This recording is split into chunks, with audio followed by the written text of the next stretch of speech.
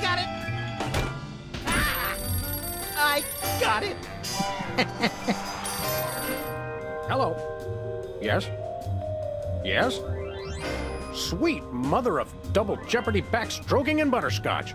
We're on our way. Who was it? The Girl Scouts lawyers again? That was the commissioner. You will never guess which unduly famous TV personality made the most wanted criminals list this week. Phyllis Diller? Gavin McLeod? Wink Martindale? Close. Myra Stump, the darling hawk of daytime talk. Myra? As in America's mom? The woman who told Tom Hanks to get a haircut? Surely you jest. She's holding her audience hostage and giving them valuable gifts against their collective will. I don't normally endorse the use of the word dastardly, but this is clearly dastardly. I think. We've got to drive over to the station right away, or at our earliest convenience. Great! I've been itching to bust some skulls since they canceled my so-called life. My toes are all a-twitter that we've gotten another case so close on the heels of the last one. Don't say a Twitter, Sam. Well, well, Myra Stump holding her audience hostage. You watch that particular bit of daytime fluff occasionally, don't you, Max? Whenever our TV's out of hock, for some reason, I can't get enough of her sharp-toothed maternal ranting. Why do you suppose Myra's got her audience captive? Who knows? Last month, Charles Grodin put his hand on her desk and she hit it with a ruler. She's very strict. Why do you suppose Myra's got her audience captive? Who knows? Let's get going. You lead and I'll follow haphazardly, shall I? You're a lovable but essentially useless lump of fur and icky stuffing materials, Max. On the contrary, I can be a vital source of alternative insight into the problems that plague you. Well, there's that. Let's get going. You lead and I'll follow haphazardly, shall I?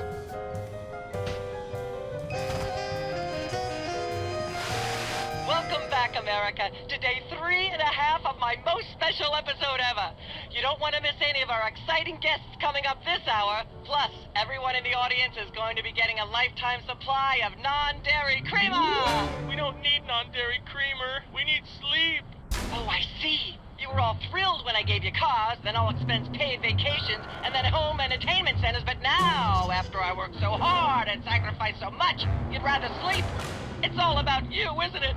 I guess nothing I ever do is good enough for you. Maybe. Maybe we'll start using non-dairy creamer someday. That's more like it. You see, there's lots more fun to come, so stick around, America, and sit up straight. Nobody trusts a sloucher. Good old TV. It's the only way I still feel well-adjusted. Welcome back, America, to day 3.5 of my most special episode ever. You don't want to miss any of our exciting guests coming up this hour. Plus, everyone in the audience is going to be getting a lifetime supply of non-dairy creamer. Help us!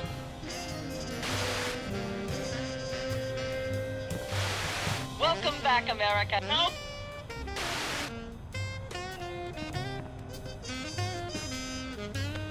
I bought that VCR at the supermarket. So you know it's a good one. Still smells like asparagus, though. A very disturbed individual sits here. Anybody home? Guess not.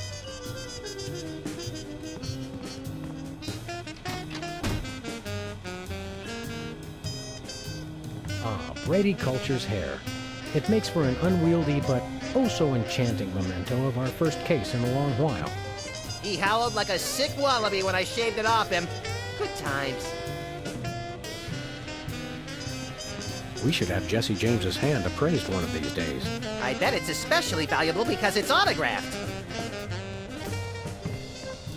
When I got this thing, I thought it would be useful. Where else would we keep the pieces of paper that we're never going to look at again? 20 years' worth of electric bells take up a surprising amount of space. Ah, yes, I remember that case. Particularly gruesome. Someone once told me that the contents of a lava lamp make an excellent hand cream. That was me. Which is why I haven't tried it.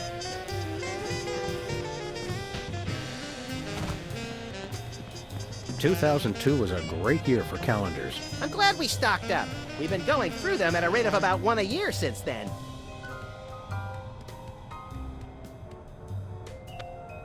Hello? Jerk! Hello? Jerk! These donuts must be 3 months old. Don't throw that out! I'm saving it for a science experiment. You bet, little buddy. Hubert doesn't look so hot, Max. He doesn't look any worse than he did 2 months ago. I never travel without my trusty firearm. This tear gas grenade launcher is just a salad shooter and some pureed onions. Remember our motorcycle trip through the Midwest? Just you, me, and the authorities from 7 states. But those were quieter times. Sam, it's me. Open the window. I'm trapped on a ledge again. Sam, come on. I have to pee. And the PTA is here, and they're carrying signs. Hey, Sam, it's me again. I found a way to solve all 3 of my problems at once. But I'm going to be needing bail. Hi, Sam. This is your therapist calling. I have to cancel our appointment because I'm giving up the practice to go into publishing. Speaking of which, thanks for all your great material.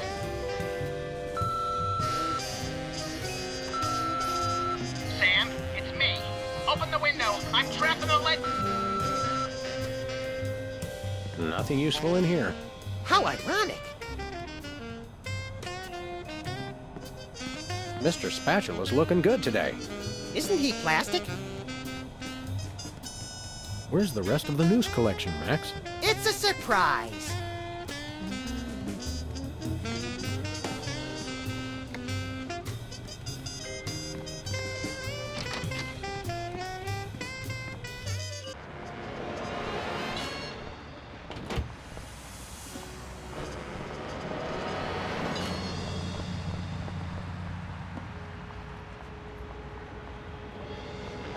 Alien Love Triangle Times. Looks like they're sold out. Has been Brady culture behind bars. He finally found a way to become famous. The police blotter.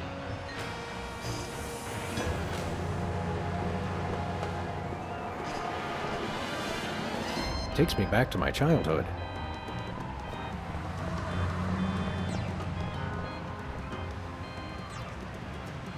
You remember how to get to the TV station? I think we usually drive there. In the car. I smell crime. I think that's grime. Let's go. Okay. Remember our old car, Max? I said I was sorry.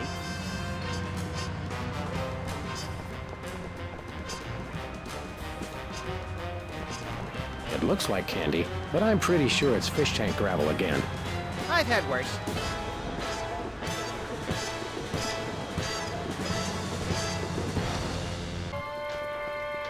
What ho! Samuel! Maximilian! What the? Oh, you're probably wondering how I know your names. Not really. Psst, it's me, Bosco. What's with the slanted soup strainer, Bosco? Bosco? I know not that moniker. I am Lord Reginald Rumplebottom, Earl of Dukedom the Third. Sam, what language is he speaking? I'm not sure, Max, but I think it might be English. No, really, what made you convert to British? Everybody's got it in for me, that's why. Yeah, we heard. Well, I had to get a disguise to throw them off the trail. They'll never find me now. They wouldn't even know where to begin to look. Clever clogs. What sick forces of evil are bedeviling you this time? It's the skin bodies, man. They're after me. Skin bodies? Sounds like a pack of belligerent nudists. Oh no, the skin bodies are like those horrible hairless cats, but 10 times worse. Sure they're not 100 times worse? Yeah, maybe 100 times, maybe 1,000,000.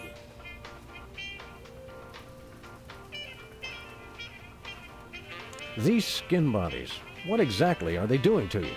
They're still in my... I mean, pinching my shaving cream. Of all the things of yours they could pinch, why the shaving cream? So they can shave their bodies, of course. Of course. Not to be rude, but why isn't your fancy pants defense system stopping these skin bodies? Well, after the whole video delivery conspiracy, I figured I better build something to keep people from bringing stuff into my store. So? So, I needed to borrow some of the high-tech detecting parts from B-Tads. Meaning nothing's stopping people from taking stuff out of the store anymore. Dash it all! I knew I forgot something.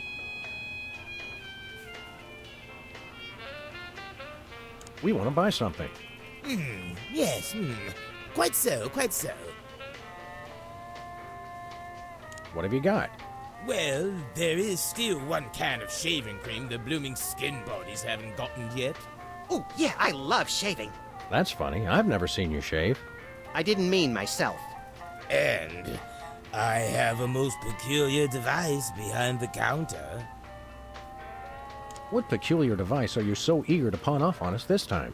It's the latest in Bosco tech innovation. A delightful invention I like to call a chemical-based voice modulator. Voice modulator? What's that? I do believe it's self-explanatory. We don't really have time to explain it to ourselves. Why don't you just explain it to us? Well, it alters the frequency of your voice molecules. Very useful, very useful. We'd like that voice modulator. That will be 30 shillings. Yeah, I left our shillings in my other pants. How much in dollars? Let's see, 30 shillings would be about 1 million American dollars. $1 million? No way are we giving out that many tickets. I think we'll have to find an entirely new revenue stream if we want that voice modulator. Oh, worth every shilling. Trust me, trust me. We'll take your last can of shaving cream, old chap. Splendid, spiffing, tickety-boo. Just bring it to the counter. Do you have any complimentary fresh garlic? Nope, Do you have any fine leather jackets? nope, Do you have any gumballs the size of your head? nope, Do you have any +2 plate armor of limitless squeezability? nope, Do you have any Pez dispensers with the head of infamous Mexican revolutionary Pancho Villa? nope, Do you have any ketchup? nope. Oh, wait. Got you. Blast! Drat! Dash it all! Do you have any complimentary fresh garlic? Nope. Nothing for us right now. Indeed. Hands in the air, Bosco. You're coming with us. Good heavens! What is the meaning of this? We're taking you in for masquerading as a man of class and distinction. What the devil? Surely you jest. Yes, surely we do. On the bright side, now you can add the police to your long list of paranoia-induced nightmare subjects. Tch, piffle, pish-posh. Thanks, Bosco. Pip-pip, honey nut Cheerio.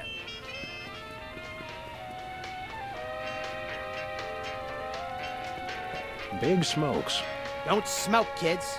Unless you're on fire. Then it's only natural. We want to buy something. Quite so. Nothing for us right now. Indeed.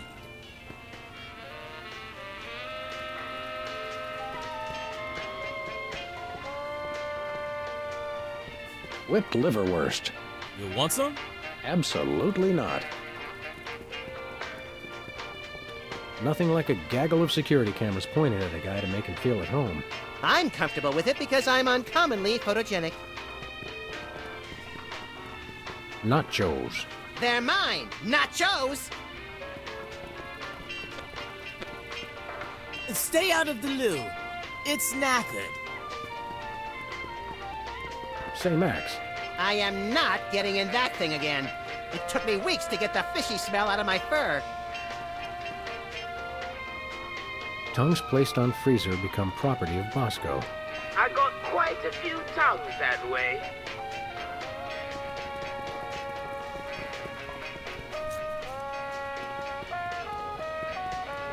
could use a shave.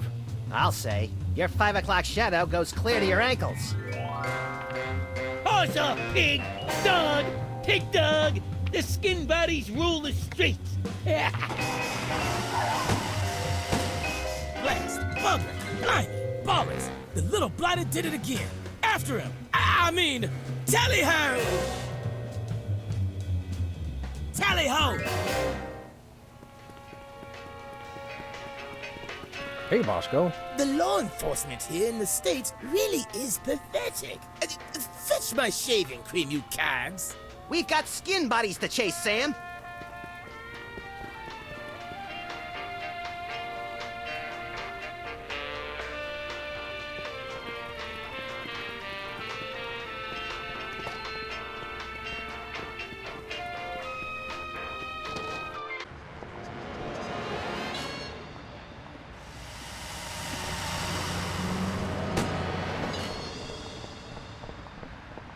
Never happened, Comet. Where are we going, Sam?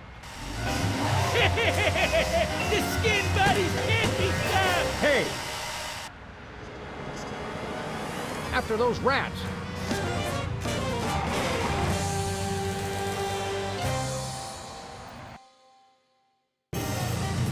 There they are! Let's get them! How do those laughably small wheels move so fast? You'll never catch us. The skin bodies can't be stopped. Give up the shaving cream, skin bodies!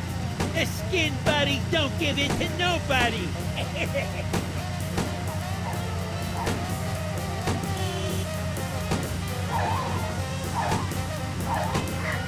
Stop now, or we will take decisive disciplinary action! Never happened, Comet. Take the wheel, little buddy. I thought you'd never ask.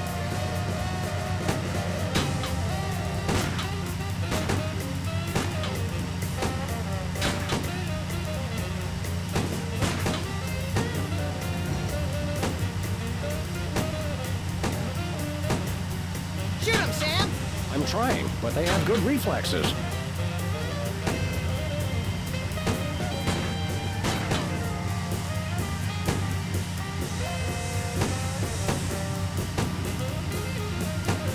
You can't dodge my shots forever. Watch us. The skin buddies can't be stopped. Missed them.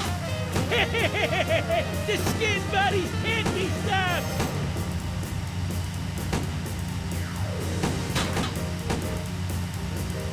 Shoot him, Sam! I'm trying, but they have good reflexes. The skin buddies can't. Hey, the shaving cream! Okay, hold on tight, little buddy.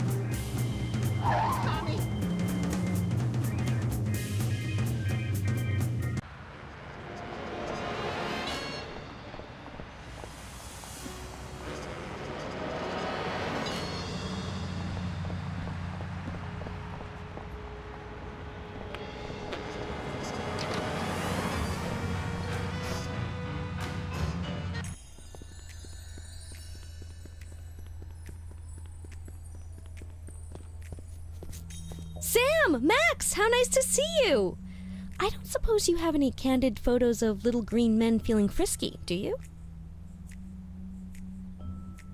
Huh? It's my new career!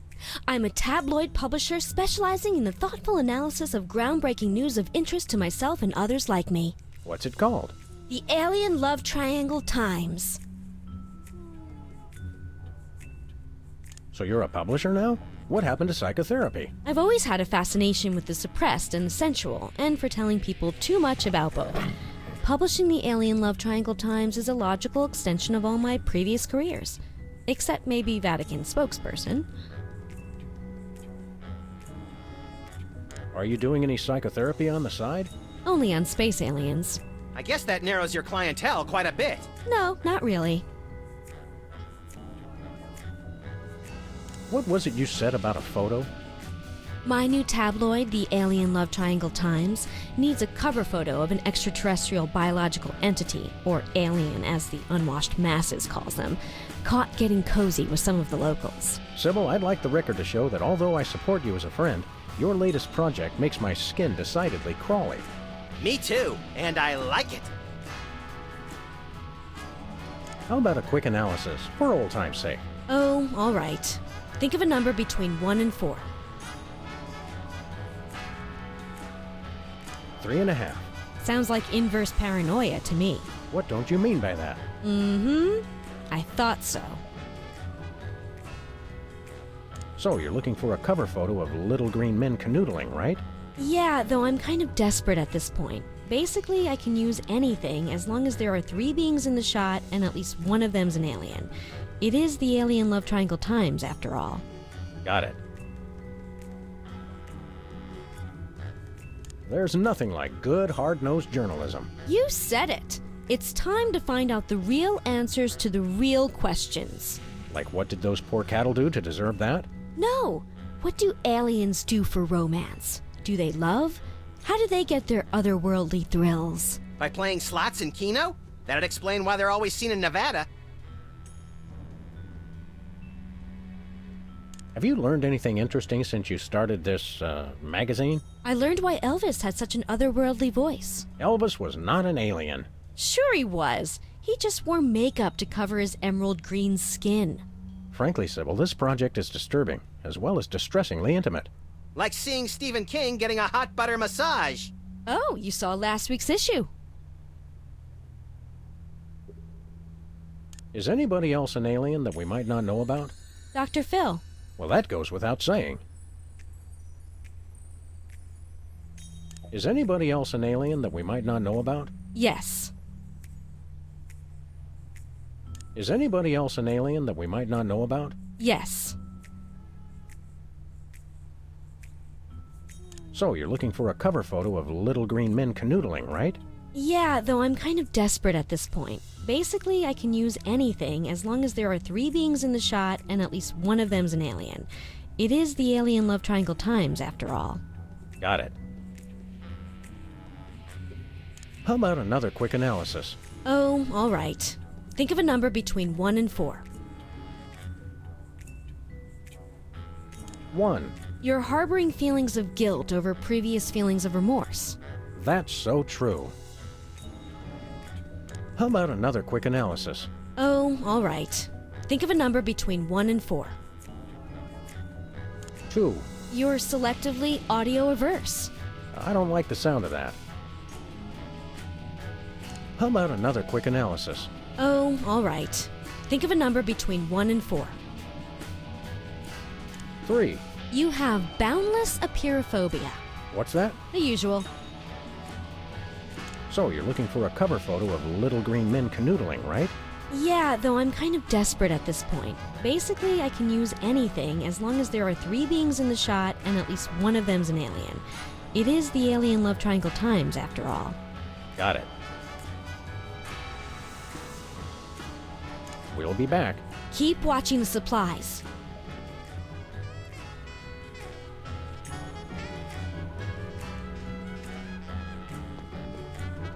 This appears to be some sort of reproductive device. It's a mimeograph. I use it to print my tabloid. Max almost lost a finger in a fan like that once. Yeah, but it wasn't my own finger. She's got a story here about 2 hygienists from Walla Walla and an amorphous Saturnian slime mold. Is that the one where they walk into a bar at the beginning? Laundromat. But you're close.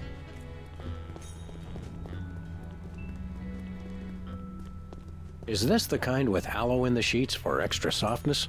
Chloroform, actually. Some of my therapy patients used to get a little rowdy.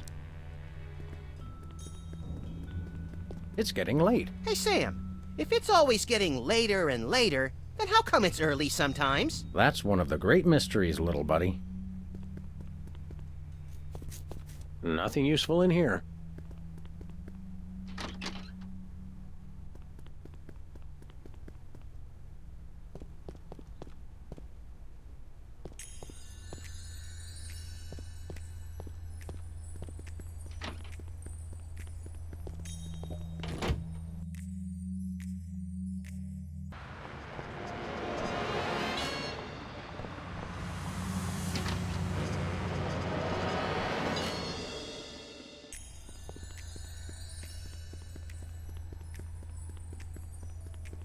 Ah, taxidermy.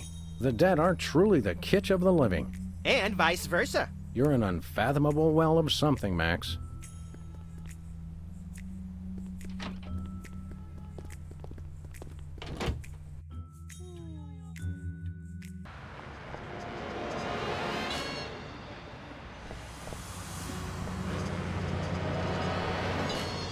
Tampering with the mail is a federal offense, punishable by fine and imprisonment.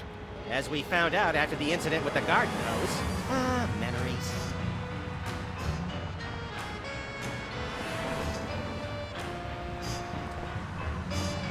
Look, Max. Liver and onions are still in town. Let's go see them again and again.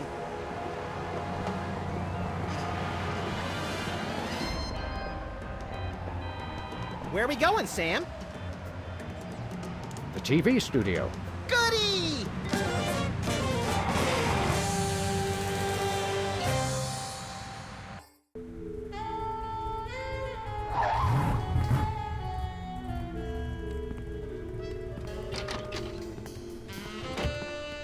Well, here we are, Max. The TV station with programs too old to be contemporary, too new to be retro, but consistently derivative enough to be popular. WARP. Television's so mindless, you can't help but watch. Oddly quiet in here. Mysteriously so. Well, let's find this Myra character and smack some good old-fashioned sense into her. I don't care if we smack it into her or smack it out of her, just so long as there's smacking involved. You crack me up, little buddy.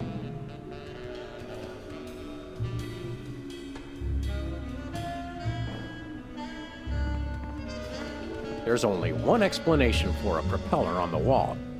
Yes, this TV station is a giant flying battleship. Either that, or it's just a prop. Huh, get it? I vote for the giant flying battleship. Hey, Max, What is it, Sam? any idea what cheap ripoff of an already lackluster show gets filmed on this set? Even money says it's something tasteless or tawdry, but preferably both. Let's boogie, little buddy. Lights, camera, double-barreled action. I hope that's just a prop. I hope it isn't. It's got a falling star on it. Twinkle, twinkle, little star, how I wonder how you'll crash and burn. Yeah. The Barrel Haven. From whence comes this storybook set? Clearly from a work of unparalleled artistic vision and emotional expressiveness. No wonder I haven't seen it.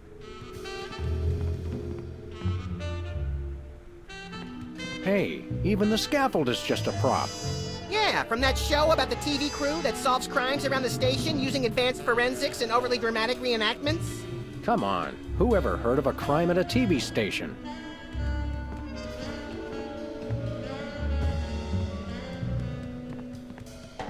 Once used for apples, now used for derrieres.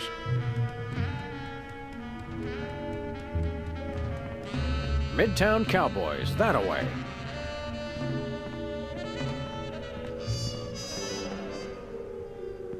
Stand aside, casually attired stagehand.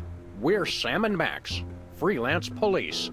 We've come to save some pathetic hostages from the clutches of... Okay, I'm gonna stop you right there. Number one, I'm not a stagehand. I am the director. The director! Could a fool... Number two, we're no longer holding the auditions for animal cops with crippling mental disabilities and a lust for dance. Oh no, we're not actors. You got that right. I don't think I've ever seen worse acting in my entire life. And yes, I have seen Keanu Reeves' performance in Toast, the musical. Sam, I think my hypersensitive ego may need stroking. Don't look at me. Next! Who's next? You don't seem to understand. We're highly untrained police officers. Look, hats off for dedication, guys, but I'm just not buying the police act. I feel so invalidated. We're looking for Myra Stump, the darling hawk of... Do not mention that name in my presence. Which name, Myra or Stump? Either and or both. What's your beef with Myra? Let's just say Myra and I have creative differences. I'm creative, and she isn't. I'm sorry, what was your question? You and Myra. Why the hate? Look, Myra runs her show her way, and I run every other show my way. If she doesn't want me on her set, I could care less. You mean you couldn't care less? If you could care less, then you do care some, which doesn't really... No, I was right. I could care less because I care even less about what you're saying right now. Oh, burn! Quiet, knucklehead. What are you doing here, anyhow? What am I doing here? I'm holding auditions for Midtown Cowboys. What are you doing here? Midtown Cowboys? The critically panned but publicly adored sitcom about two cattle ranchers trying to make it in Midtown Manhattan? Yes, well summarized. You're hiring extras? No, I'm hiring the stars. The two main characters went on Myra a couple days ago, and I haven't heard from them since. I need replacements ASAP. Sam, did you hear that? If we can pass one lousy audition, sitcom stardom will finally be ours! Rocketing to fame for the most insubstantial of reasons. That truly is the American dream. We'd like to apply for that instant stardom you promised? You want to audition? Well, if there were anybody else here, I'd tell you to forget it, but okay. All right! What do we do? I'm going to have you play a scene from Old Yeller. Tell me you've seen it. I'm not into horror movies. It's the classic boy gets dog gets rabies, boy shoots dog story. Max, I want you to play the boy. Yes! Boy, that is so me. And Sam, you play the dog. Oh. Okay, Sam, ready? I need you to act like you've got full-blown rabies. Understand? What's my motivation? You're a mad dog. Now, show me rabbit. Grr. No, dig deep. You should be just frothing mad. Cut! What are you doing? Sorry, I'm not hiring a dog who can't even do a simple rapidity scene. I don't know what went wrong. I was feeling so rabid. You look pretty disease-ridden to me. Come back after you've taken a few thousand acting lessons.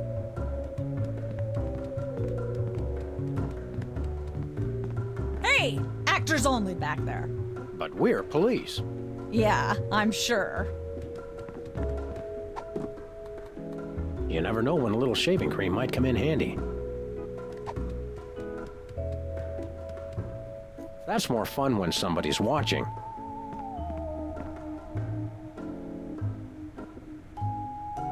Hello again. Yes? Can we take another crack at that audition? Fine. Let's take it from the top. Ready, Sam? Show me rabbit.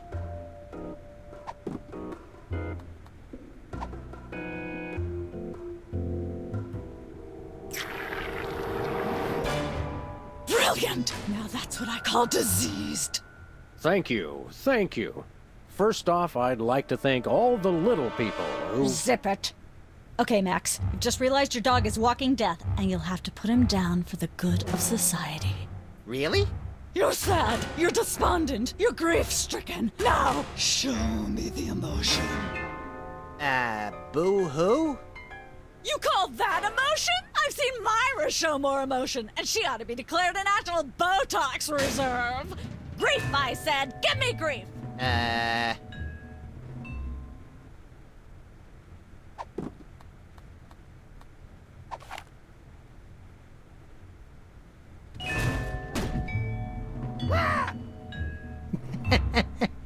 Perfect. Now, the fateful moment has arrived. Despite your immense grief, you must put your beloved companion out of his misery.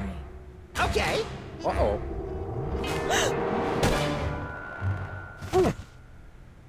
Idiot. What demonic force possessed you to do that? The demonic force called acting, Sam. You should try it sometime. Good thing I had my anti-hypnosis helmet built into my hat, or I'd have one too many holes in the head. Bravo. Bravo! Such realism, such authenticity. I was convinced you were actually shooting him. How did you do the sound effects? You don't want to know.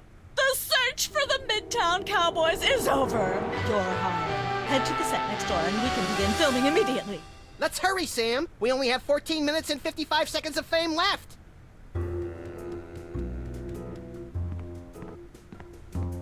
Hey, Max. What is it, Sam? Where to now, little buddy? We've got a one-way ticket to blatantly undeserved fame, just through the door on the right. Meet you there. Hello again. Yes? I'm sorry, where's our sitcom being filmed again? Actors. It's through the door to the right. Get over there. See you later. This conversation is a wrap. All right, people, let's get the stage set up. Celebrity host will be here any minute. Oh, right. The crew's working on Myra. Stupid, no talent, fat face.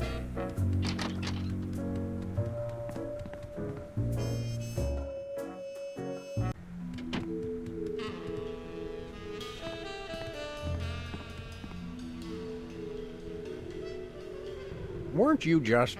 I think she just defied the laws of physics. Sorry, you'd be amazed how many times a day I have to do that. Things tend to be hectic here. Doesn't bother us a bit. Sam and Max, consummate professional actors, reporting for duty. You said duty, Sam. I knew you guys were right for this show. Speaking of which, could you perhaps explain the show a bit? Okay, here's the drill. On Midtown Cowboys, you play a pair of cattle ranchers trying to raise a herd in an apartment in Manhattan. My Uncle Ernie did that, except it was pigs. And not in an apartment. I only see one cow. It's a small herd. You're struggling, okay? Okay, You've got this landlord, Mr. Featherly, who has a very strict no cows policy. devilishly inconvenient. I begin to see from whence the hilarity sprouts. Yes, Featherly is always barging in, and you try to hide the fact that you have a cow in the apartment. Lots of sight gags, usually something gross winds up happening. Simple enough? Great. Where's the script? Well, there's a slight hitch. The cow ate most of the script, so you're going to have to ad-lib the show. Ad-lib? Yes, make it up as you go. Improvise. Well, I guess our regular life has given us plenty of practice.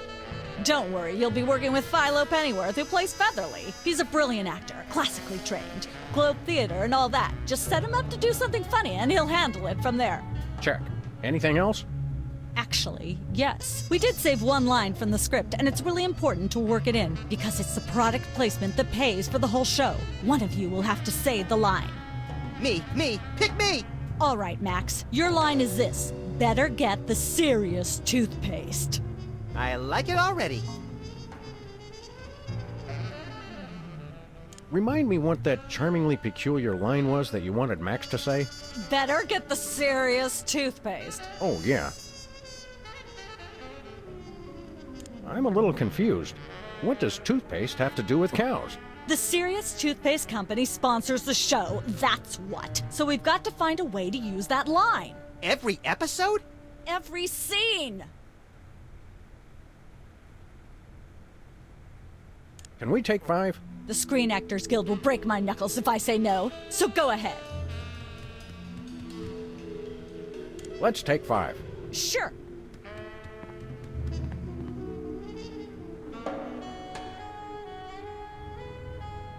Let's go. Okay. This could use some sprucing up. Whatever happened to our can of spray paint? I refuse to answer on the grounds that I may incriminate both myself and a prominent local politician. Say no more.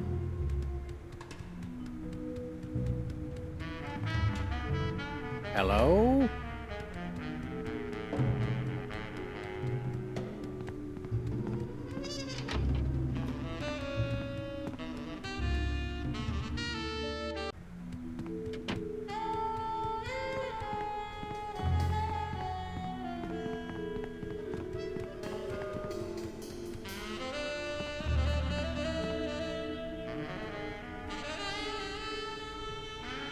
How do you do that teleportation trick where you're always everywhere ahead of us?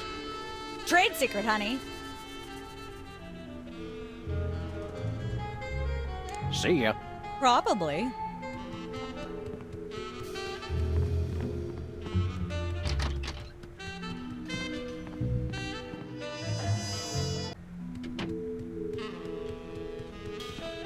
I miss the 70s when you could get away with stuff like that.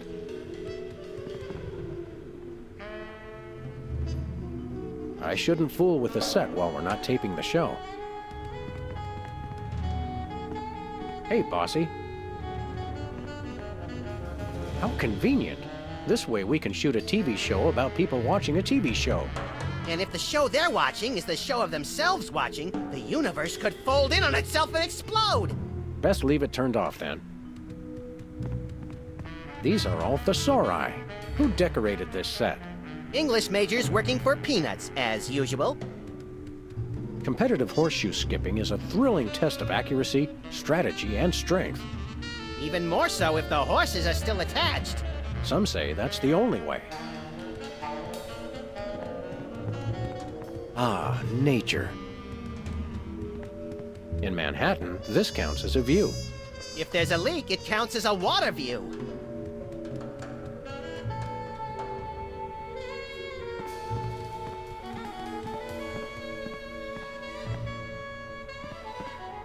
I shouldn't fool with the set while we're not taping the show.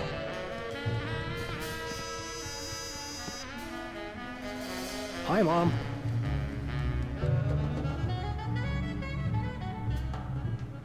We're as ready as we're ever gonna be. Let's start taping the show.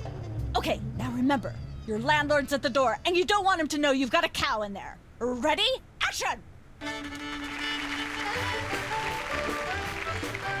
They're probably hiding a cow. Open up in there!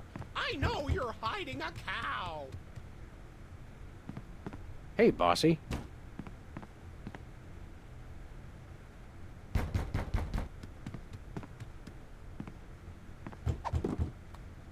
Hey!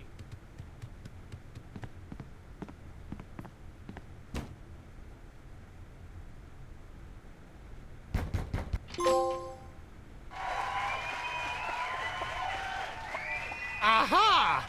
I know you've got a... Well, well, well. Who's your guest, boys?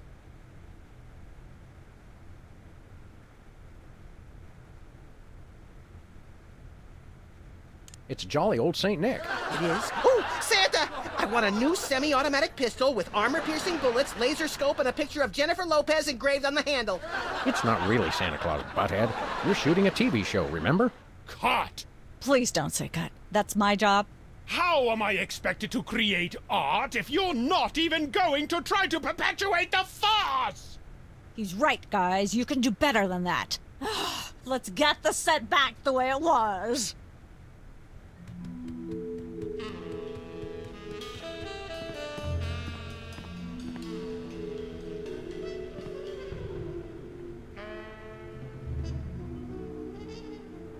There's a lot to learn with this TV business. Give me the lowdown on the show one more time. Midtown Cowboys is about two cattle ranchers raising a herd in a Manhattan apartment that has a strict no-cows policy. Your basic visual hijinks and occasional gross-out humor ensue as they concoct elaborate ruses to keep their cow hidden from their landlord, Mr. Featherly. Let's have another go at that scene, shall we? See if you can squeeze in some gross-out humor this time. Ready? Action!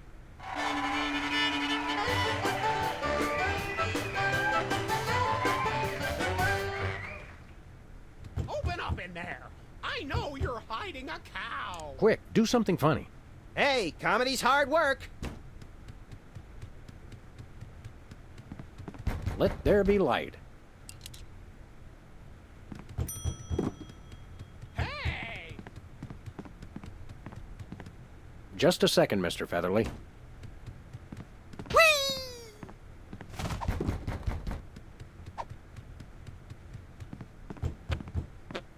Open up! There we go. Life of the party.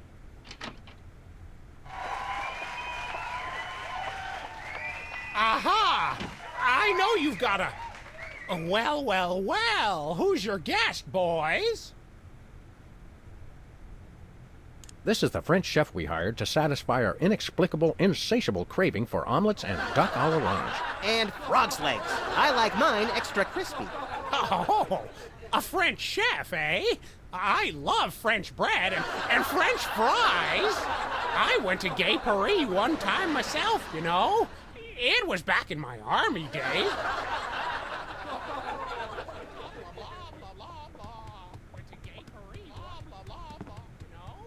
Goodness, who left this lying here?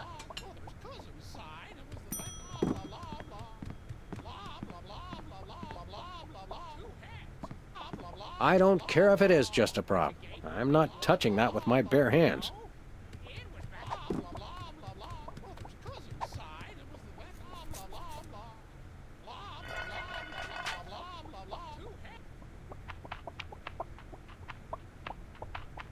Say, what's this? I'm sorry, what was that you said?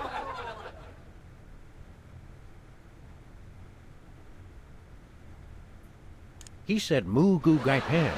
It's a French dish the chef has just made. Whoa, super! I'll try some of that. Where's the plate? I can't help but feel this is all terribly wrong somehow. Aha! Interesting. That's one word for it. There's a familiar flavor. Fennel, maybe? Kentucky bluegrass, I think. This moo whatever stuff is really good. What's it called in English? Cow pie. Really? Well, that's funny. It sounds just like...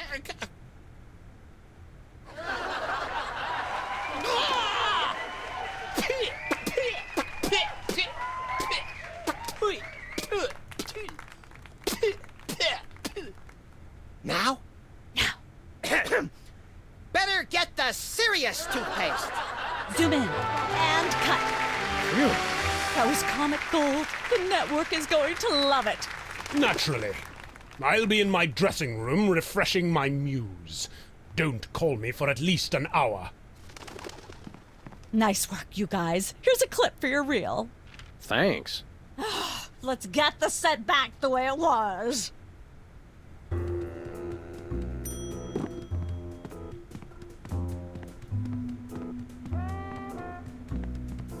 Hello again. Hi. This clip from our sitcom is hilarity itself, by some standards.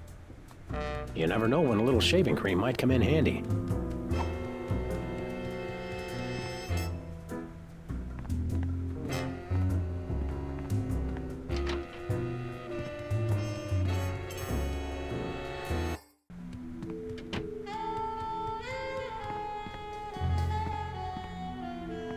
Welcome to Cooking Without Looking, the cooking show for the typical bachelor kitchen, containing no fruits, vegetables, or healthy ingredients of any sort. The show where we take a random assortment of condiments and barely edible items and create a meal within minutes. Filling in for Chuck Flagon this week, these guys. Just go with it. Oh, hello. Welcome to the show. Thanks, Sam. It's great to be here. Not you, Buckethead. The audience.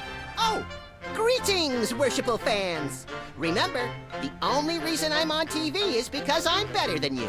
We've got some furious cooking to do, so let's get right to it. What are we making, Sam?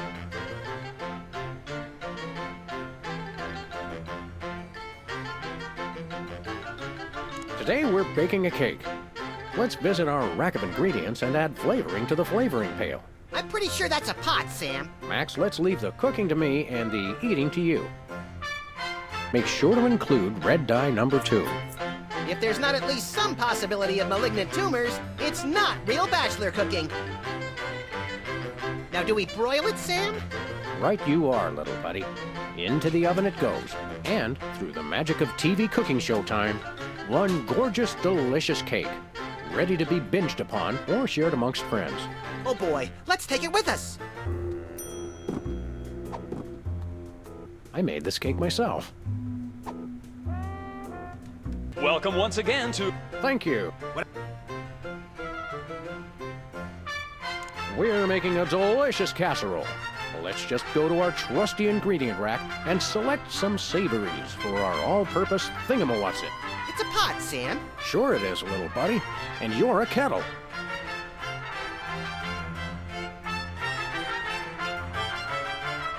Of course, you're going to want a few dashes of hair gel. Don't worry, bachelors. As long as you use it only for cooking, no one will think you less of a man. We've already got that thing we made before. No, I ate it while you were looking at the ingredients. Now, do we broil it, Sam? Right you are, little buddy. Into the oven it goes. And, through the magic of TV cooking show time, ta-da! You've successfully perverted the laws of God and man. Oh boy, let's take it with us.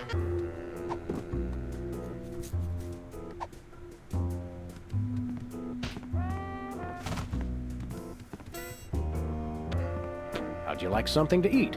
Are you kidding? I don't have time to eat. How'd you like something to eat? Are you...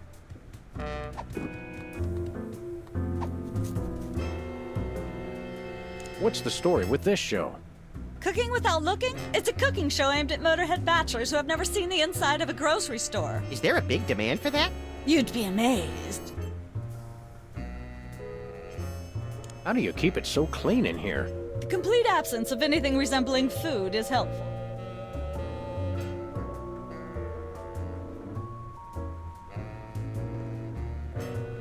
Where's the host? Is he in watching the Myra show? No, he's one of the few who isn't. He got food poisoning while he was taping last week's show. Right in the middle, in fact. Was it gruesome? Yes, and unfortunately, this show goes out live. Can we get a tape of the show? This one? No, it's broadcast live. We don't tape it. Aren't there fruits or vegetables of any sort around here? Just the crew. I never get tired of that one. Okay, actually, no. We strive for realism, and the average bachelor kitchen doesn't contain any natural plant life except mold. See ya. Probably.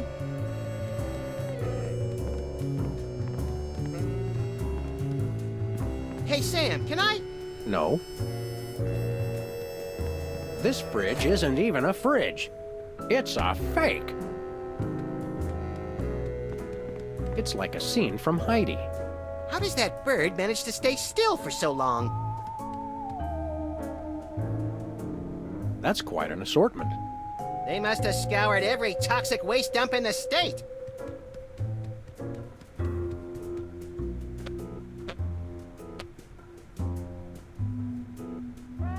This is quite realistic. Like that animatronic kid on The Cosby Show.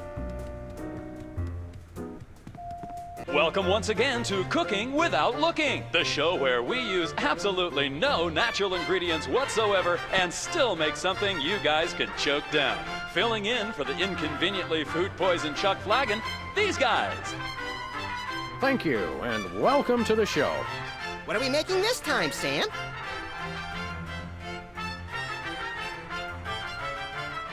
A bunch of gunk in a dish. We'll just get some ingredients from the ingredient rack and add it to what we professionals call the yummying hod. Isn't that a pot? Max, we both know a pot is what you and I fight over when we play poker. This is the yummying hod.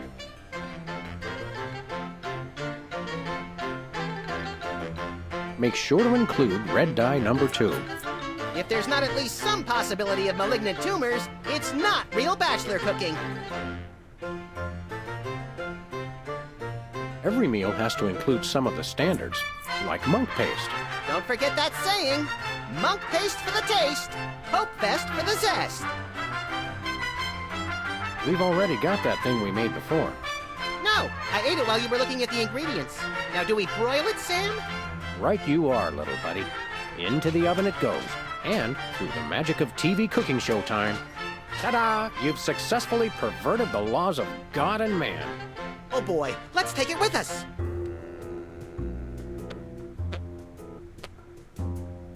Welcome once again to Cooking Without Looking, the show where we use absolutely... What are we... Well, that's... Goodbye, adoring... Welcome once again to Cook... Thank you, and welcome to the show. What are we making this time, Sam? Well, that's all we have time for today. Goodbye, adoring public. Soon I will demand tribute.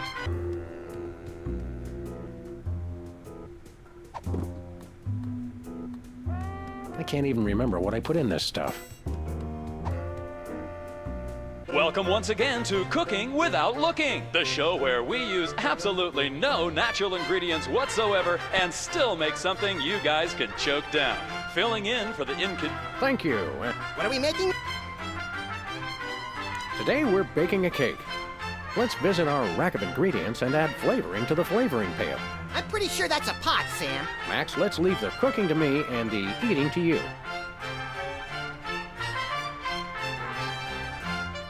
A fistful of squid tentacles. Ooh, that's my favorite Western. A pinch or two of wombat secretions. Make sure they're lightly damp to the touch. The wombats, not the secretions. A handful or two of buffalo chips. You really can't add too many buffalo chips. You want to use the sulfuric acid sparingly. It can easily overwhelm the other ingredients. And your taste buds and your esophagus.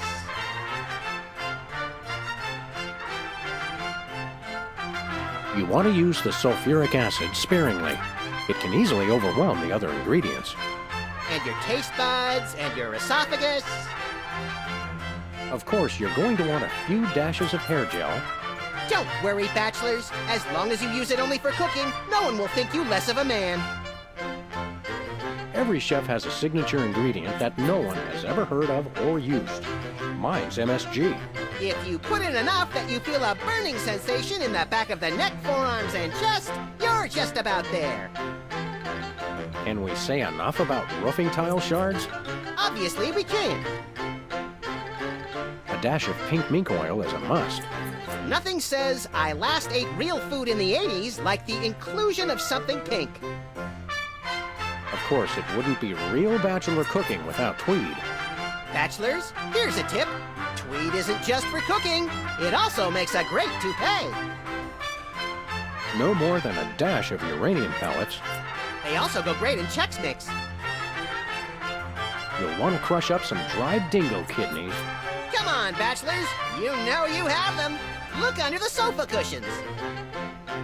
Of course, who could forget the asbestos sprinkles? This stuff isn't just for school lunches. Real kitchens use it too. Don't skimp on the lard. That's right. If you take the lard out of lard ass, all you have is ass. Well said, Max.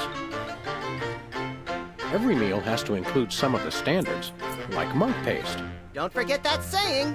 Monk paste for the taste, Pope vest for the zest. Make sure to include red dye number 2. If there's not at least some possibility of malignant tumors, it's not real bachelor cooking. We've already got that thing we made before. No, I ate it while you were looking at the ingredients. Now, do we broil it, Sam? Right you are, little buddy. Into the oven it goes. And, through the magic of TV cooking show time, one gorgeous, delicious cake. Ready to be binged upon or shared amongst friends. Oh boy, let's take it with us.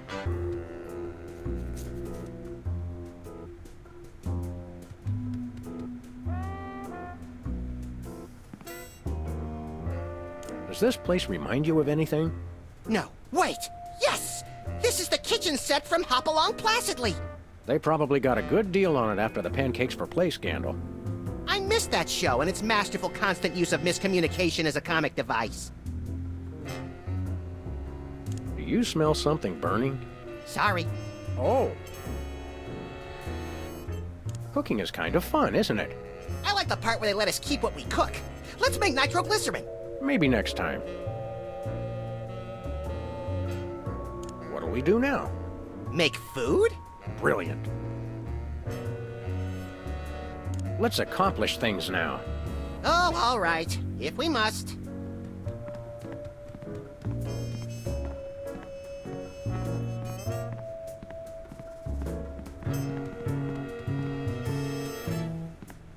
Is this thing on?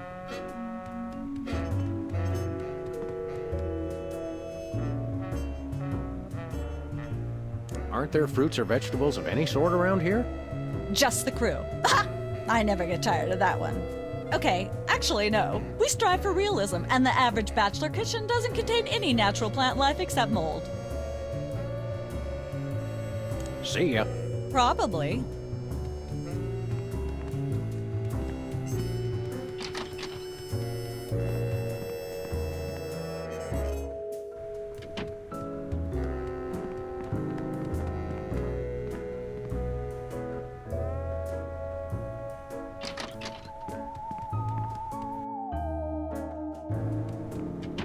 I just don't see how you can sing and be a judge. I don't think the public would swallow that. Hey, Sam, do my eyes deceive me, or are those our formerly hypnotized former child star acquaintances, the Soda Poppers? Sweet jellyfish paste on a stick, you're right. What are the odds? Did we find another judge? What about one of those guys? I don't suppose either of you would be interested in being a judge on Embarrassing Idol, the hot new show where we make uncomfortable entertainment out of people's misplaced faith in their own singing ability. Oh, me! I promise I'll be completely unbiased in my abuse of the contestants. Fine. Take a seat. Goody! I get to sing! Welcome back to Embarrassing Idol. The judges are chomping at the bit, so say hello to our first contestant, Peepers. Am I blue? Who are you? Can I fly? Well, that was a bit sloppy, but I particularly liked how you hit that high note. That always impresses me. I think you'll get my vote. I'm definitely voting for you. After all, you are my brother.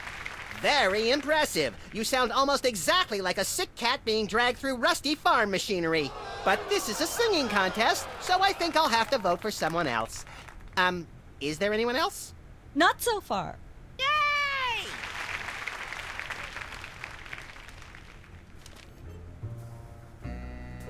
Hi. Hi. You got this stage set up awfully fast. You must have an army of minions to do your bidding. No, it's pretty much just me. I used to have a stagehand, but she went to watch the Myra show. All the more impressive then. Sawing the hole in the floor was the hard part. What can you tell me about the show you're shooting here? Embarrassing Idol, standard drill. Amateur singers with delusions of ability perform in front of a camera. Judges heckle them, and the public gets sick pleasure out of watching the carnage. Can you give me some kind of insight into the arcane workings of the judging? It's pretty simple. All the judges have to agree on a winner. That's all there is to it. What kind of arbitrary criteria do they use to make their decisions? That's up to the individual judges. I channel the spirit of Hammurabi, the ancient Babylonian ruler. Then I pick you, Sam. Thanks, little buddy. What allegedly valuable prize is bestowed on the lucky winner? The winner gets a standard exploitation recording contract with a major label. If you're going to be exploited by the best. Can I be a contestant? I often sing in the shower, and hardly anyone complains. Sure, we're pretty desperate for contestants at the moment. We had more, but they went in to watch the Myra show and we never saw them again. Highly suspicious. That seems clear. Thank goodness. What's it like working with the soda poppers? Oh, the usual. They prance around and make unreasonable demands, but they knuckle under because they're desperate to be working at all. Same as the rest of us, really. Your bleak outlook is oddly refreshing. Well, I'm sure you're very busy. You got that right.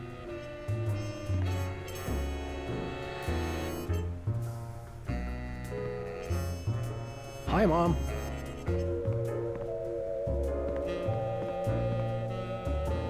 Judge looks good on you, Max. Thanks. I hope it comes with lunch. Seems like a pretty cushy job you've got there.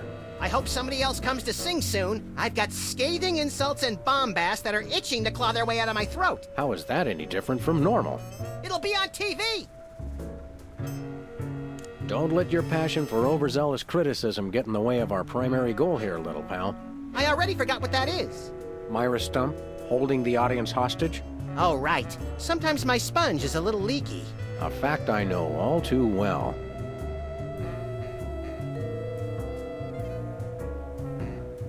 I think I'll poke around and look for clues, or craft services crullers, or both. If you poke up some crullers, I want 6. Last time we saw you, you and your diminutive former child star brothers were in the thrall of a megalomaniac hypnotist with bad hair. What have you been up to since then? Well, after you hit us over the head... Repeatedly. Our careers have taken an upswing. Clearly. Hey, being a judge on Embarrassing Idol is a tremendous opportunity. I'm feeling the magic already. What can you tell me about this contest you're judging? Not much to tell. People sing, we judge them. You want to know more? Ask the director. We judges don't have to concern ourselves with operational details. If you'll excuse me, I've got some lines to color outside of. It's your life. Tell me about the criteria you use in judging a singing contest, such as this one. I'm a stickler for technical proficiency. Usually I look for a high note. Someone who can hit a really high note always impresses me. I see. If you'll excuse me, I've got some lines to color outside of. It's your life. Tell me, old judge, what gruesome qualities do you look for in a singing performance? Fraternity. I'm voting for Peepers no matter what. He's my brother. The one who didn't forget my birthday today, I might add. I said I was sorry. Happy birthday. Thanks. I'm glad somebody remembered. I said I was sorry. What more do you want? A treat would be nice. Isn't this also St. Boniface Day? Patron saint of carnivorous plants and spiky things? I think that's next week.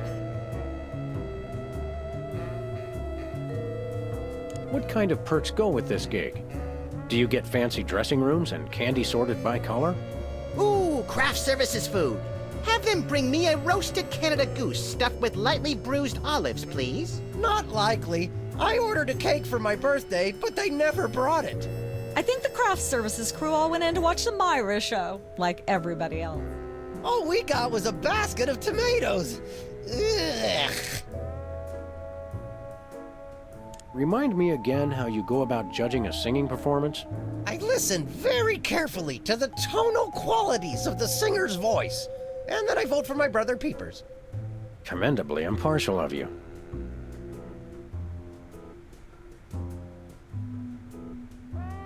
What kind of preposterously un-American weasel are you that you don't like tomatoes? I like them just fine, but they don't like me. What do you mean? I once spent 12 hours in the bathroom after mistakenly eating a cucumber that was sitting next to a tomato on the plate. Say no more. Can you eat those little cherry tomatoes? They're small. No!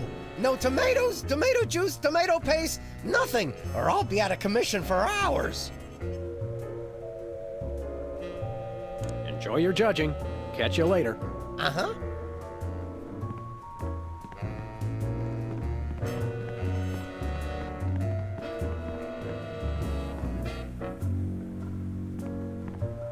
What's with the pool of water? It's acid, brain freeze. Don't you ever watch the show?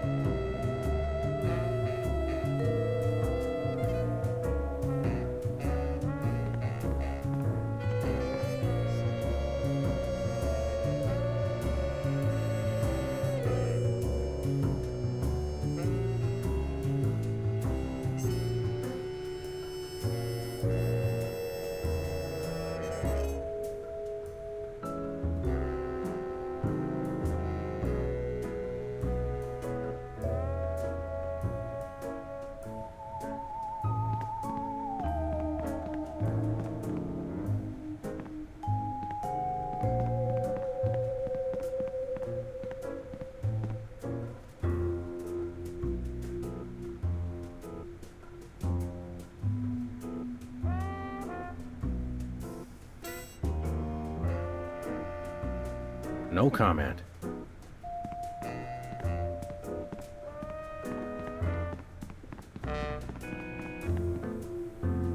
Is that your mug? No, it was here when I got here, last week. Ew.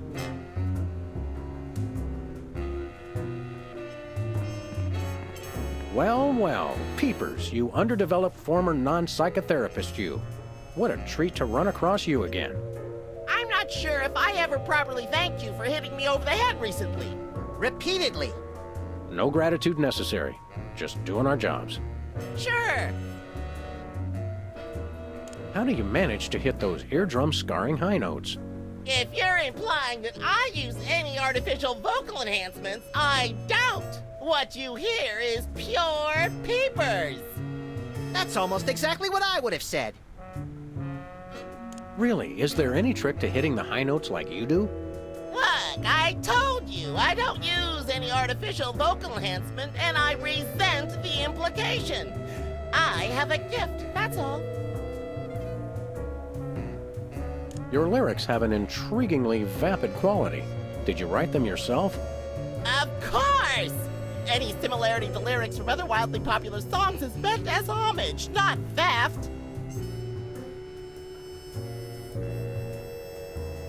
I'm dying to know. Is there any truth to the rumors about lip syncing on the old Soda Poppers TV show?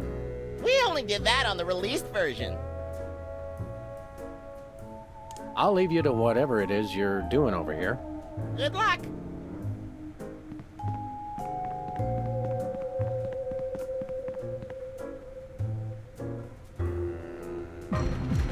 Ladies and gentlemen, please welcome our next contestant, Sam. Hello. I'd like to do a little song I call...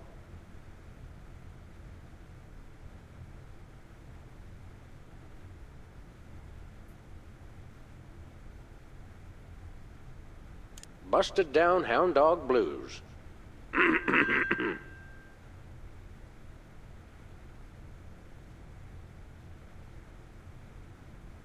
Shiny like a new Mylar balloon.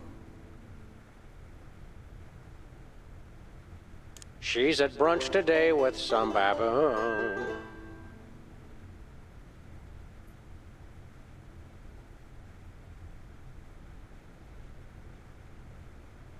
All the girlies hear me and they swoon. And let's hear from our judges. Bravo! Your wobbly tenor is way better than Peeper's shrill squawking.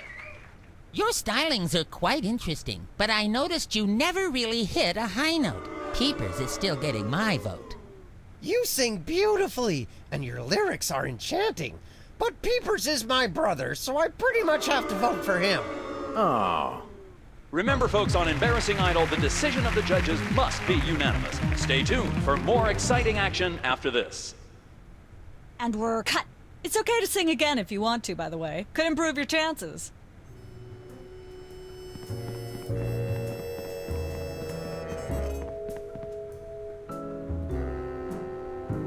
Can I look at these? Sure, take them. I've got them memorized. Am I blue? Who are you? Can I fly? Very impressive. Am I blue? Who are you? Can I fly?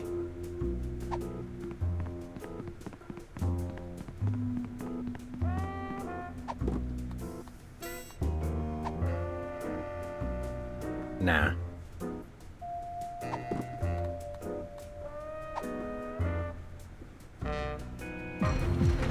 Ladies and gentlemen, please welcome our next contestant, Sam. Hello. I'd like to do a little song I call...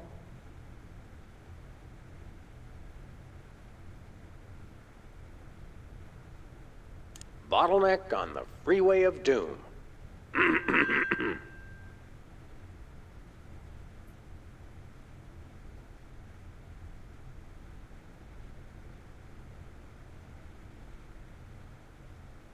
Chomping on a crunchy silver spoon.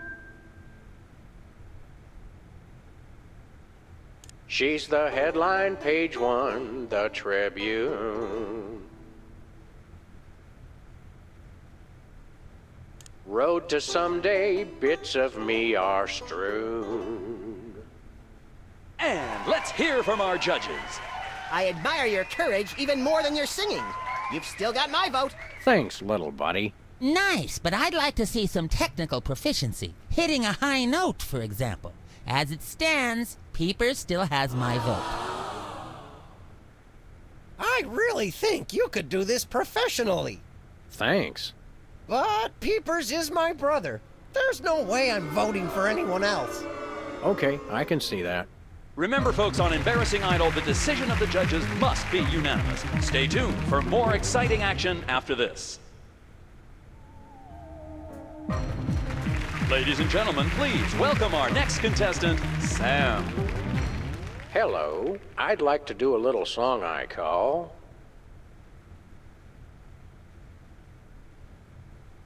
Just like someone else's song, only somehow better.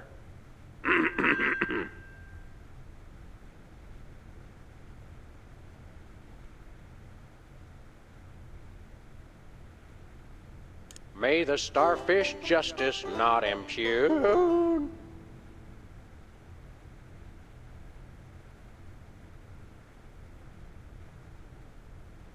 Thinking about the rings on the great raccoon.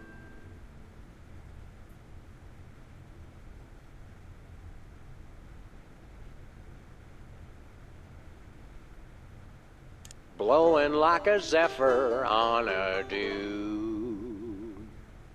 And let's hear from our judges. Your moribund crooning is far less offensive than Peeper's excruciating slaughterhouse squalor. Thanks. Your stylings are quite interesting, but I noticed you never really hit a high note. Peepers is still getting my vote. That was amazing. But as long as I'm a judge, Peepers is getting my vote. Nuts. Remember, folks, on Embarrassing Idol, the decision of the judges must be unanimous. Stay tuned for more exciting action after this.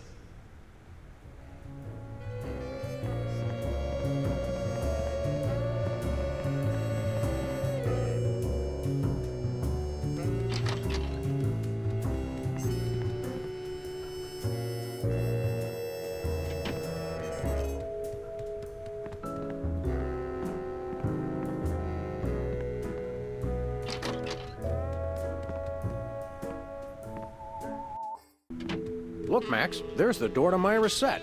Let's get in there and liberate her literally captive audience. Sam, forget the hostages. There's somebody famous. It's Hugh Bliss. Who, Bliss? No, Hugh Bliss. Inventor of prismatology. Helped millions unlock the power of their personal color spectrums. Right. The stage magician turned happiness guru. Like we didn't have enough of those already. I want to meet him. Fine. But if he magically pulls another rainbow butterfly out of somebody's ear, I'm leaving. Hi, Hugh Bliss. Hi, I'm Hugh Bliss. Yeah, we know. And you are Sam and Max, freelance police. How do you know? Do you believe in magic? 'Cause I do.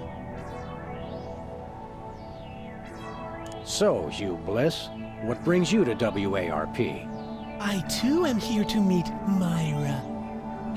How do you know we came for Myra?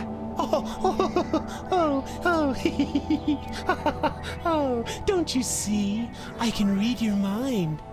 As the resident doubting Thomas of this crime-fighting duo, I consider it my civic duty to say, prove it. Okay, think of something, anything. Hugh Bliss is a big fat charlatan. Was he right? Big deal. Everyone thinks that. Oh? Think of something else.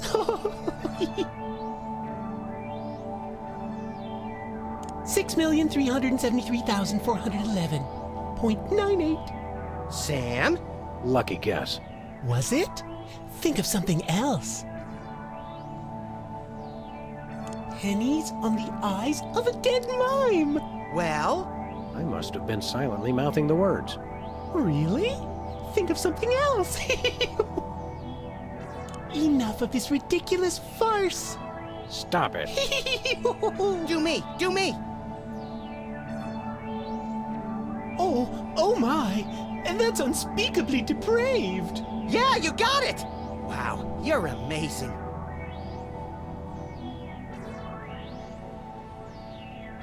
What's your business with Myra? I'm to be a guest on her show, silly. Yeah, silly. I'm spreading the word about my new book, Emetics, the Handbook for Multicolored Happiness. Take a copy when you leave. Can you just give us the 10-word summary instead? We're on a pretty tight schedule. 10 words. Oh my. How about prismatology is the answer. Unicorns are pretty, and rainbows too. That's 10. What's the story on this prismatology flapdoodle? Prismatology is only the greatest intellectual, emotional, and spiritual revolution ever to grace this fair planet. Thank goodness we have someone who can give an impartial assessment. Shh! Tell us more. Join Prismatology today, and you too can experience the magic of true bliss. That goes against everything I've ever hoped for, and yet now I'm strangely attracted to the notion. Snap out of it, little buddy. We've got a case to solve. Dazzle us with a feat of legerdemain, why don't you? Okay, I'll show you the magic of prismatology in action. Pick a color, any color. Ochre! No, mauve! Burnt sienna! How about a color I've heard of, Pick a color, as long as it's red, green, or blue. It's not easy being green. Oh, but it is, with magic!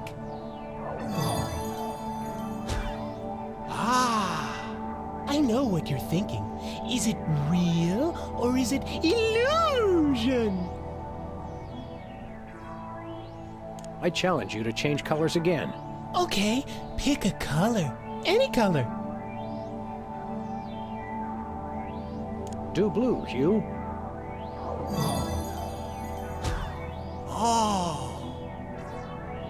I challenge you to change colors again.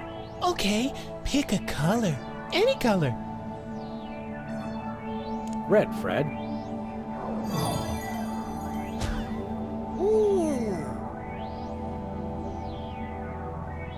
I challenge you to change colors again. Okay, pick a color. Any color. Return to your usual albinic hue. Wow. Say, Hugh Bliss, can we get a picture with you for our scrapbook of instantly forgettable memories? Splendid idea. I wish I'd thought of it. Oh, and in fact, I did. Hence the camera. Now gather round. But how will you take the picture? By magic. Okay. Say, chocolate-covered puppies. Chocolate-covered puppies. So where's the picture, Magic Man? Oh, my.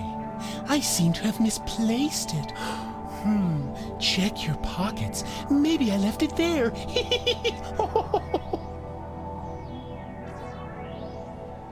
I challenge you to change colors again. Okay, pick a color. Any color.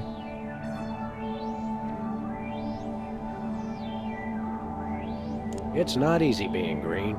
Oh, but it is, with magic.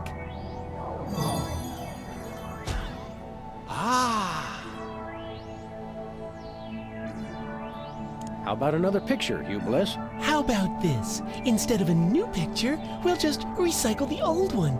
Save the Earth. Sure, whatever. Gather round.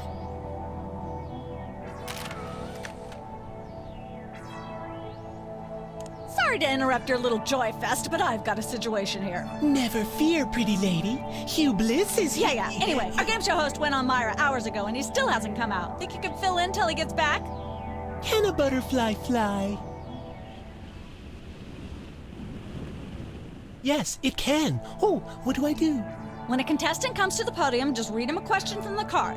Then, when he gets it wrong, insult him and tell him to get off the stage. Oh, no. Prismatology teaches us to love everyone, no matter what. Right, just read the cards.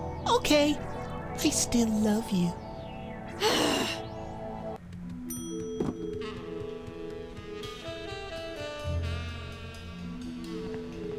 Emetics. Life troubling your digestion? Reality blocking your passages? Expel your troubles with Emetics, the handbook for multicolored happiness. Already got a copy. I read it every morning on the can. Multicolored happiness indeed. How about another picture, Hugh Bliss? Of course! Gather round.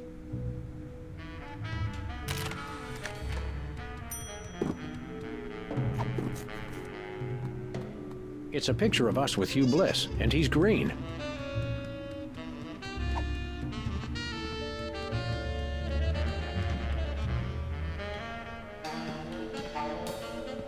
Myra exclamation point. Myra %sign ampersand $sign would be more like it. Now, no swearing in longhand, Max. This is a family channel.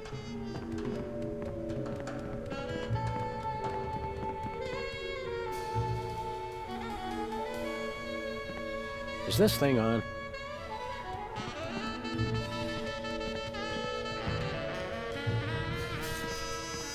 Who's never going to be a millionaire? Good old WARP. where no horse is so dead they can't beat it a few more times.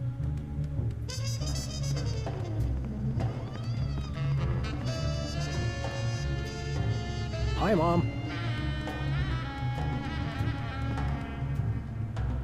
So how does this game show work? Did you just ask me how a game show works? A contestant comes to the podium, the host reads them a question, they get it wrong, and they leave. Just one question? More time for commercials that way.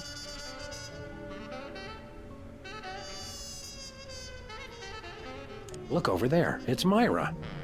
Where? It's written right above the door. I don't have time for this. See you later. That's a wrap.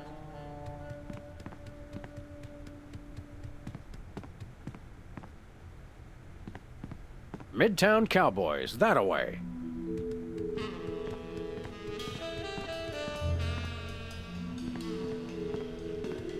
That's where I'd stand if I were the host, which I'm not. Director. Sam, I've just deduced a vital piece of information in the case. That is where the director sits. And people say you've been mailing it in.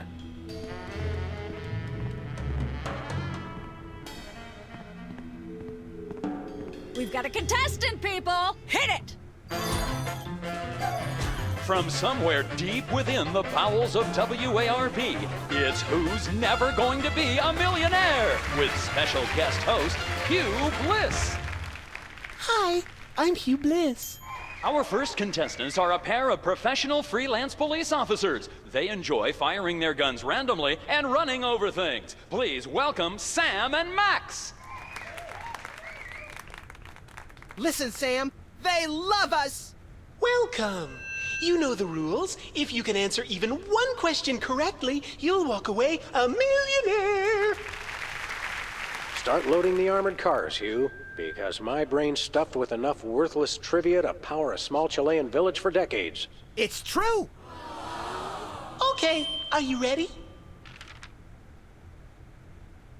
Oh, happy day. It's an easy one!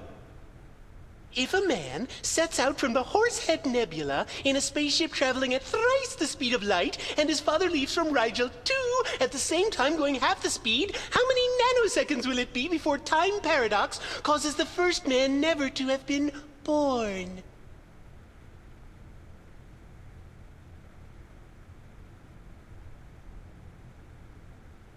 I'm not sure, but I'll say false? That's not really a valid answer. You lose! This is an outrage. I demand a recount. We do have a fabulous consolation prize, a copy of Emetics by me, Hugh Bliss. No thanks. I'm content to leave with just my burning shame and newfound sense of inadequacy. Okay. Find out which poor schmuck will be the next to blow his chance at millions right after these messages.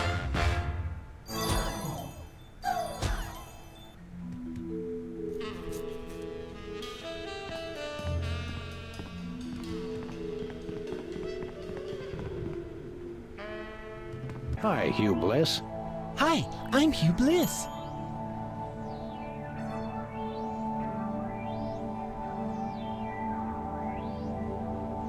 Bye.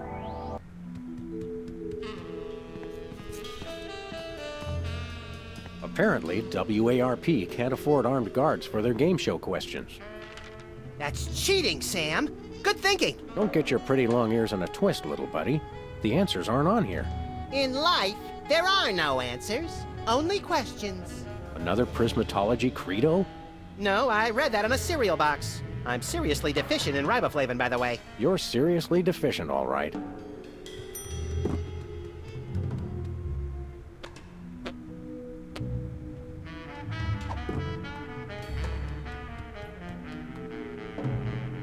I can't see how anybody would ever be able to answer any of these questions.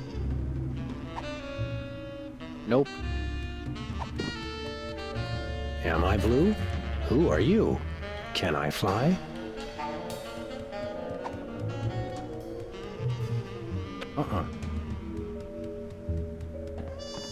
No thanks. Hey, a perfect fit.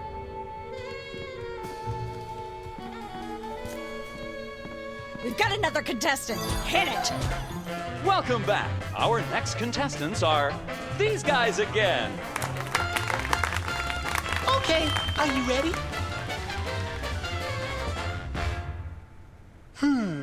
The question is, am I blue? No, Hugh, you're not blue. Oh dear! Oh me, oh my! That's absolutely right! Yes. Congratulations! You're a millionaire! We're rich! Filthy rich! We just went bankrupt, so we will not be back after these messages. I don't believe it. Well, this is awkward, but we don't actually have $1 million in cash. Sweet mother of all quiz show scandals. We'll have to give you $1 million worth of food stamps. They're right over there. Hold on. Can you buy deep-fried licorice ropes with food stamps? We'll take it. 1, 2, 3, 174, 175, 999,999, and $1 million. Let's go spend it, Sam. It's burning a hole in my pocket. It's putting quite a bulge in mine. $1 million in food stamps. We're loaded.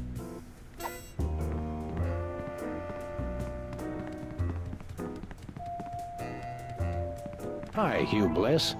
Hi, I'm Hugh Bliss.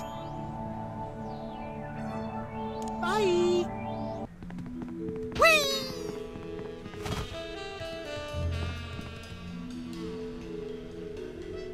See you later.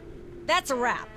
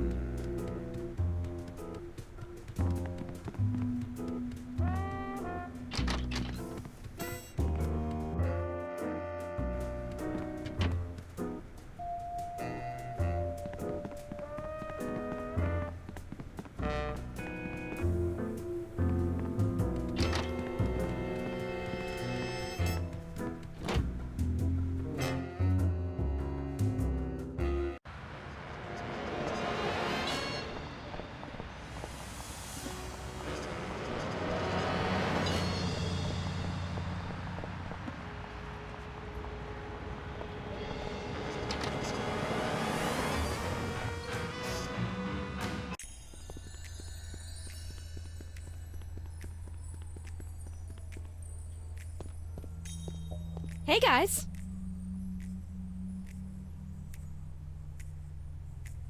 Is anybody else an alien that we might not know about? Yes. We'll be back. Keep watching the supplies. It's a picture of us with Hugh Bliss, and he's green.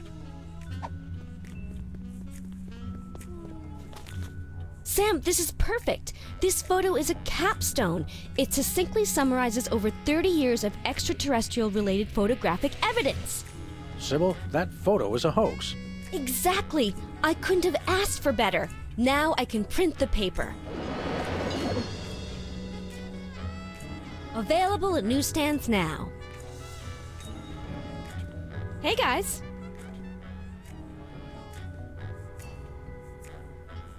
How about another quick analysis? Oh, all right. Think of a number between 1 and 4. 3.5. You're selectively audio averse. I don't like the sound of that. We'll be back. Keep watching the supplies.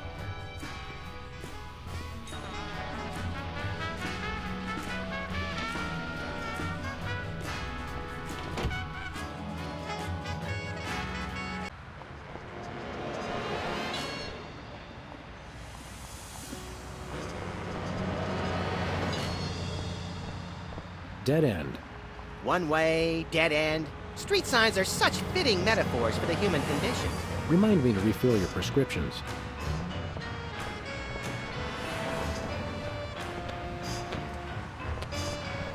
Spin the Bottle Championship is coming up. I like when they do the sudden death round with the Molotov cocktails. Feel like taking in some pro wrestling? I think I've seen that one. We should go to Switzerland sometime, Max. Nah, they always jip you on the cheese. It's like half air. Hey, it's the Indie Angst Film Festival. What do they do? Show that second movie over and over again?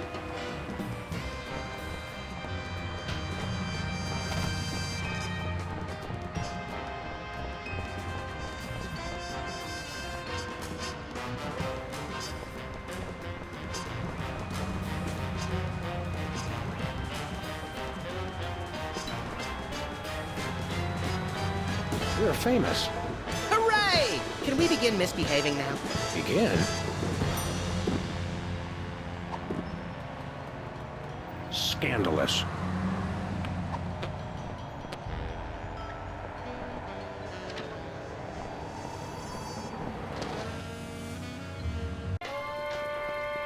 It's Sam and Max.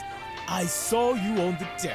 How do you watch TV from in there? Oh, I've got monitors you don't even know about. Hello, sir. What ho, old beans? We want to buy something. Yes, Quite so, quite so. We come bearing 1 million American dollars. Now hand over the voice modulator. Blimey, food stamps? Oh, I suppose I must accept them. Balderdash government conspiracy. It's hogwash. Complete card swallow.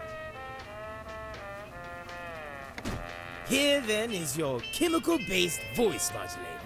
This is a helium balloon strapped to an inhaler. But it works. Trust me. Trust me. Holy chipmunk, Ari is warbling out of a souped-up 78-speed turntable. It works. Thanks, Bosco.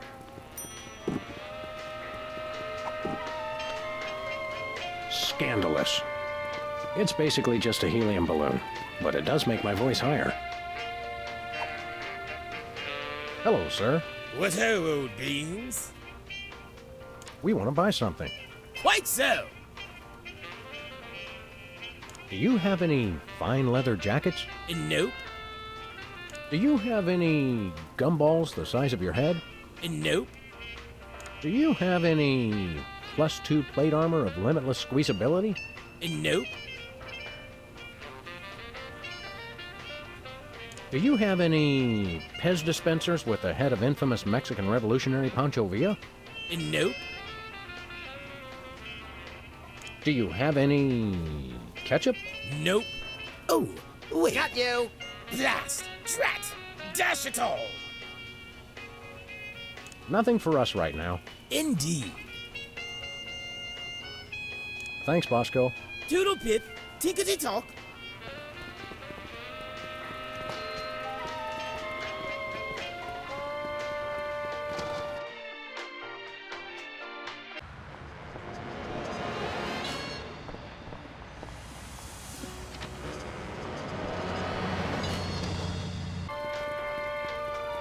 Hello.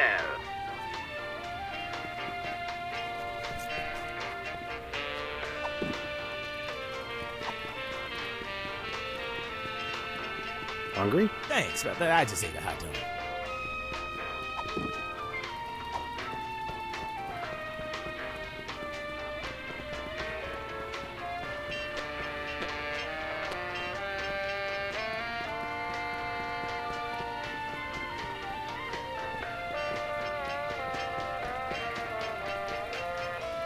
Hello, sir. What ho, old beans? We want to buy something. Yes, Quite so, quite so. Do you have any complimentary fresh garlic? Nope. Nothing for us right now. Indeed. Thanks, Bosco. Pip pip, honey nut Cheerio.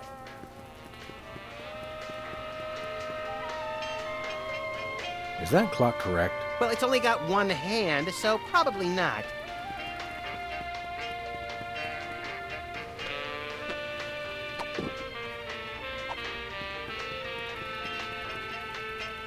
No dice.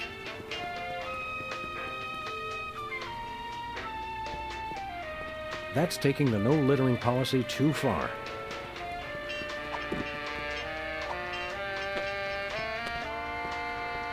No can do.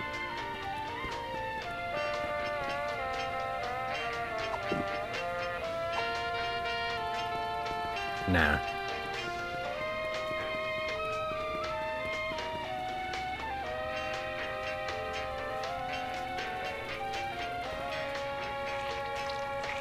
A little ketchup is always good on a cake.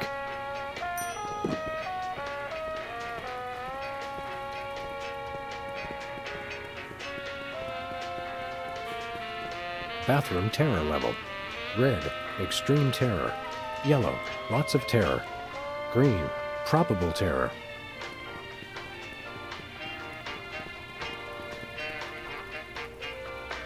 Nothing like a gaggle of security cameras pointed at a guy to make him feel at home. I'm comfortable with it because I'm uncommonly photogenic. Everyone loves a cake with ketchup icing.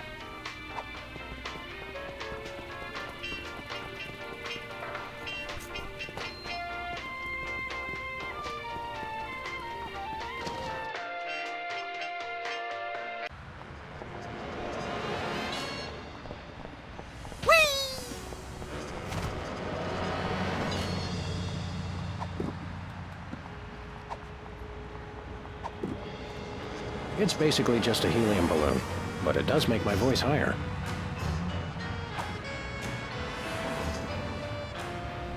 Where are we going, Sam? The TV studio. Goody!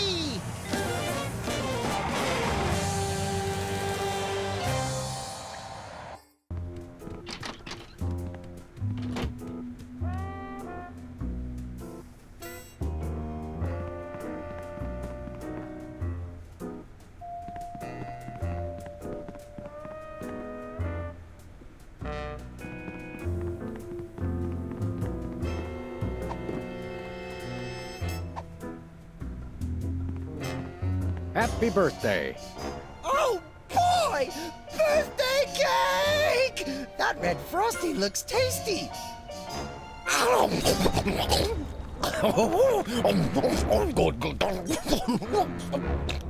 Excuse me. Boy, that was really... really... uh-oh. Time out for number 2! What the? Darn it! He'd better not be going to see Myra. Well, anyway, we can't wait. We'll just have to finish the show with only 2 judges. Whatever you guys agree on goes. Vote for me!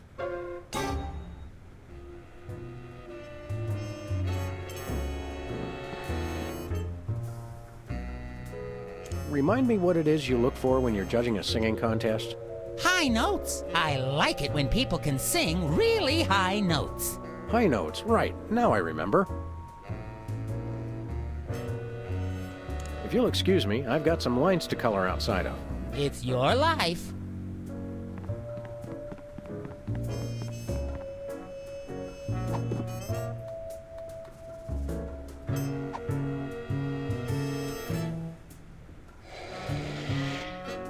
Testing. 1, 2, 3. Ladies and gentlemen, please welcome our next contestant, Sam. Hello. I'd like to do a little song I call...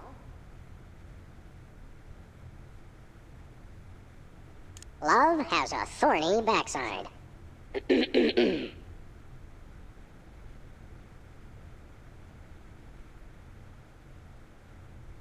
Howling at that drippy old hunk of moon.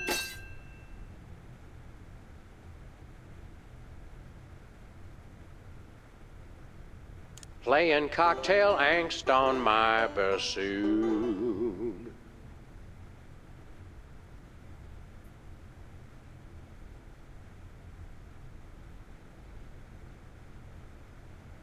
Blowing like a zephyr on a dune. And let's hear from our judges.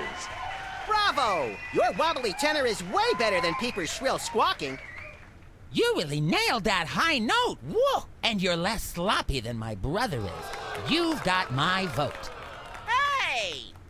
All of the remaining judges have agreed. We have a winner! No! Congratulations, Sam. Here's your recording contract. Bin Bottom Records. It's like a dream come true. Specs, I'll get you for this if it's the last thing I do! Right after I get back from Mount Rushmore. Rushmore? I'd better go after him. I just remembered. I have to feed my goldfish. Are we still taping? Be sure to join us next time on Embarrassing Idol.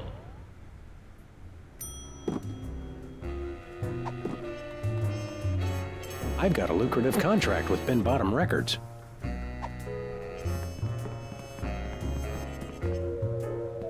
Fascinating.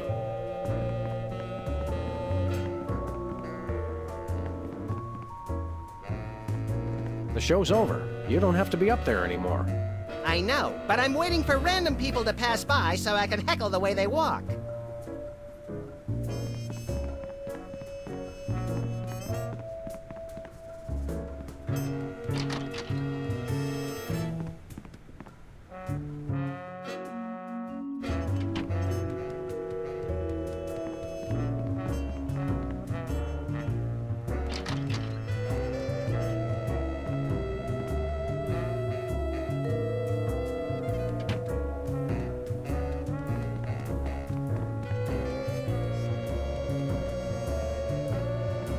Can we play again? Well, you bankrupted us, so I'm thinking no.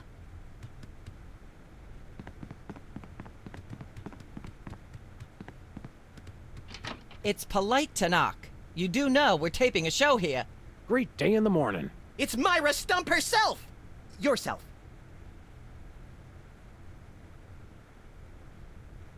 How about letting your hostages go now? What do you say?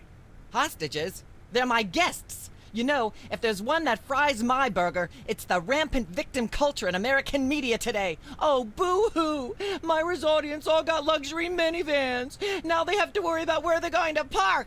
Bah! I know what you mean, Myra. It's like I'm always telling people, don't think of it as a bullet wound. Think of it as a transfusion opportunity.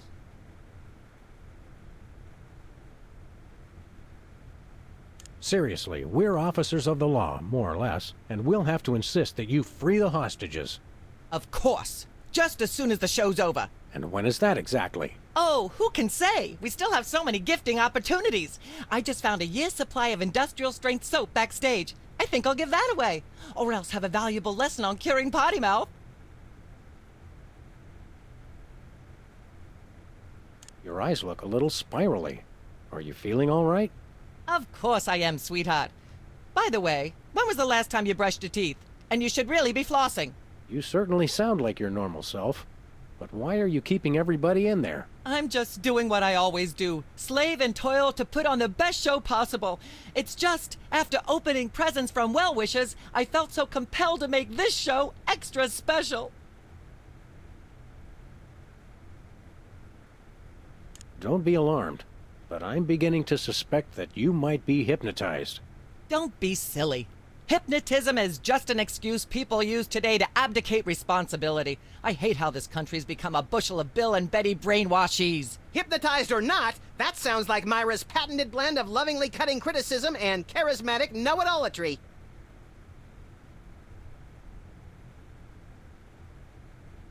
Are you sure you're not hypnotized? Of course not. I'm just inspired, and even more so than usual. Can we come in and see the show? Can you? Don't you mean... May we come in and see the show? That's much better. No, we're at full capacity. The only people getting in now are famous people who are appearing on the show. May we appear as guests on your show? I excel at talking about myself. Are you famous? Perhaps. In an internet petition, or there ought to be a law kind of way. Not good enough. I'll need evidence of your explosive star power. I blew up a public restroom last week. I want to see a copy of your recording contract, for one thing. Well, what if we... Recording contract. And a clip from your hit TV show. You're not anybody these days if you don't act and sing. Recording contract, TV clip. Piece of cake. No cake. I'm on a diet. But I will naturally need evidence of the latest juicy scandal you've been involved in. We have to be scandalized? Of course! What kind of show do you think this is? Are you sure you want us to answer that? Look, it's very simple. Show me a recording contract, a clip from your TV show, and some evidence of a scandal, and I'll squeeze you in. Oh, is that all? We do have a recording contract. Bin Bottom Records. Take a look. Now how about having us appear on your show? Not so fast. To get on my stage, you'll also need a clip from your own TV show as well as evidence of a good scandal. Fame is a distressingly exact mistress. There you go, dear. Although I strongly disapprove. Having a mistress is an excellent start to a scandal. The public enjoys a good love triangle. As it happens, we brought a clip of our wacky hit sitcom, Midtown Cowboys. We're the stars. Your celebrity is becoming less and less marginal all the time. Don't worry, Myra. We're still marginal at heart. Yes, I suspected as much. But get yourselves involved in a newsworthy scandal, and you can be guests. Actually, we graced the cover of the current edition of the Alien Love Triangle Times. How's that for a scandal? You'll have us on your show now, yes? Oh, I suppose so. If only so I can talk about America's lamentably endless fascination with depravity. Yay! Naturally, I will expect you to be on your best behavior and agree with everything I say and answer every question I have and don't interrupt and keep your elbows off the table and use your indoor voice. What about... While you're on my show, you stay in your seats at all times. You do not interrupt me when I'm talking, and you treat the audience with the utmost respect, even if you become less sure with each passing year that they deserve it. Now, I'll call you on stage in a minute. Gosh, Max. Celebrity is just a never-ending set of arbitrary goals one accomplishes to appease a dismissive and distracted, if not entirely absent, authority figure. I don't know if I agree, Sam, but I've begun my decadent slide into a depraved personal hell just in case. Give her a hand, everyone! Bessie Bovine reading from her new book, The Heart Has Four Stomachs, Ruminations on a Life in Hollywood, out now in all major bookstores. This microphone is starting to spark from overuse, but that doesn't mean we're ready to pack it in. We've got the stars of the not-quite-canceled sitcom Midtown Cowboys, who also happen to be the winner and judge of TV's Embarrassing Idol. Ladies and gentlemen, Sam and Matt.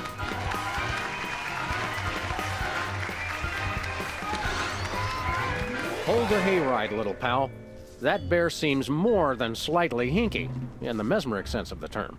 Shadier than a fat man's ankles. Let's take it down like ducks in a gutter. Hold it!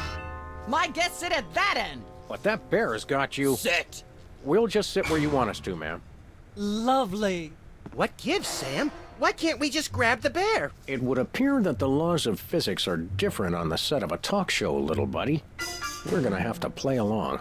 Sam and Max, you're talented, hot new celebrities who've taken the entertainment world by storm. So naturally, we all want to hear everything about your involvement in the scandal detailed in the Alien Love Triangle Times.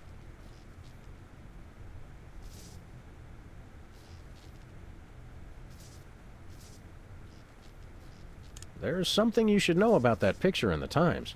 I'm not sure I want to know anything more. Maybe you big Hollywood types thinks it's funny to flaunt your polyplanetary pickups, but the rest of us find alien love triangles, frankly, disgusting. But the photo is not quite what it seems. How so? It's not a picture of an alien at all. That's Hugh Bliss. Hugh Bliss? The highly respected founder of Prismatology? Don't be ridiculous. Why, I've had him on my show before, and he certainly isn't green. What are you really hiding? How much I'm scared of being buffeted by another gust of Hurricane Myra? Flattery will get you nowhere, mister. I don't know about you, audience, but as a girl, I was taught that flattery was the worst possible way to blah, blah, blah, yak, yak, yak. Blah, blah, blah, blah, yak, yak, I'm not yak, touching yak, that thing. bloody, I'd probably get shocked. Got a second, little buddy? Now that we're big stars, I'd normally ask that your people call my people to set up a meeting. But since we're old friends... blah, blah, blah. We've got to stop this TV program. Stop it? It's the greatest moment of my deeply superficial life. Nonetheless, we'll be trapped here forever if we don't do something. Look, unless you take out Myra or that bear or both, you'll never stop it. I say, relax and enjoy the unreal, soul-hollowing ride. Blah, blah, blah. Blah, blah. Blah, blah, blah, blah, yak, yak, yak, yak, bloody, bloody, The real threat here isn't Myra at all. It's that bear. I know. Nothing that cute should be allowed to exist. It has Myra in some sort of hypnotic thrall. You made that word up. Possibly, but that doesn't make it less true. Blah, blah, blah. Blah, blah. Blah, blah, blah, blah. According to the ultra-strict rules of talk show reality, we're stuck sitting over here, possibly permanently. At least it's comfortable. True, but we can't do much from here. Celebrities don't always have to do things for themselves. They perform and have people do everything else for them. Blah, blah, blah. Blah, blah. Blah, blah, blah, blah. Not being able to get up and move around drives me crazy. We're on a talk show. Let's flap our self-important gums until the cows come home. Blah, blah. Blah, blah, blah, blah, yak, yak, yak, yak, bloody, bloody, bloody, bloody, yakety, yakety, yakety, yakety, yakety, yakety, yakety, yak. Never mind. Then I shall return to the warm womb of manufactured celebrity. Blah, blah, yak, yak, yak, yak, bloody, bloody, bloody, bloody, yakety, yakety, yakety, yakety, yakety. May I have a drink of water? Are you the host of this talk show? No. Then no. Blah, blah, blah, blah, yak, yak, yak, yak, bloody, bloody, bloody, bloody, yakety, yakety, yakety, yakety, yakety, yakety, yakety, yak, blah, blah, blah. Can't we sit over there? You'll sit where you are and like it, mister. Yes, ma'am. Blah, blah, blah, blah, yak, yak, yak, yak, bloody, bloody, bloody, bloody, yakety, yakety, yakety, yakety. Humanity's not safe while that mysterious little hypno-bear is on the loose. Are we part of humanity, Sam? Not technically, but we're in danger too.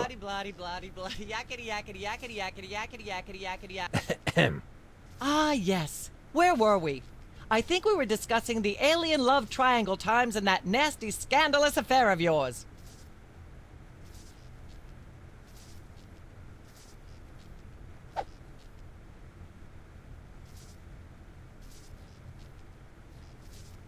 I'd like to talk about myself.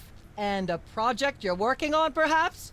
You said it, Myra. I am an ongoing project, like a golden calf or a graven image. I'll only rest once people are sacrificing their firstborn unto me.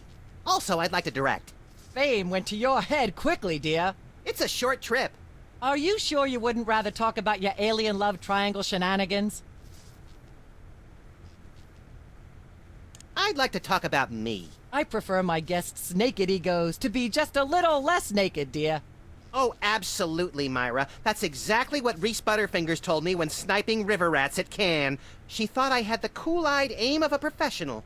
Are you sure you wouldn't rather talk about your alien love triangle shenanigans?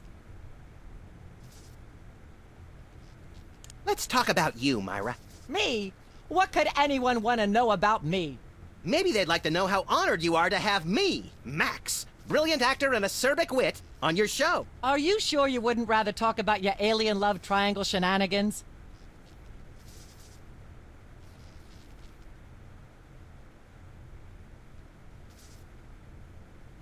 I'd like to mention my pal Sam and something that happened the other day. Anecdotes about other celebrities, even ones as dubious as you two, are always welcome. Well, I was battering this purse snatcher with a broken parking meter and screaming, "Die! Why won't you die?" And Sam said, "You crack me up, little buddy." The point being? I crack Sam up. Are you sure you wouldn't rather talk about your alien love triangle shenanigans?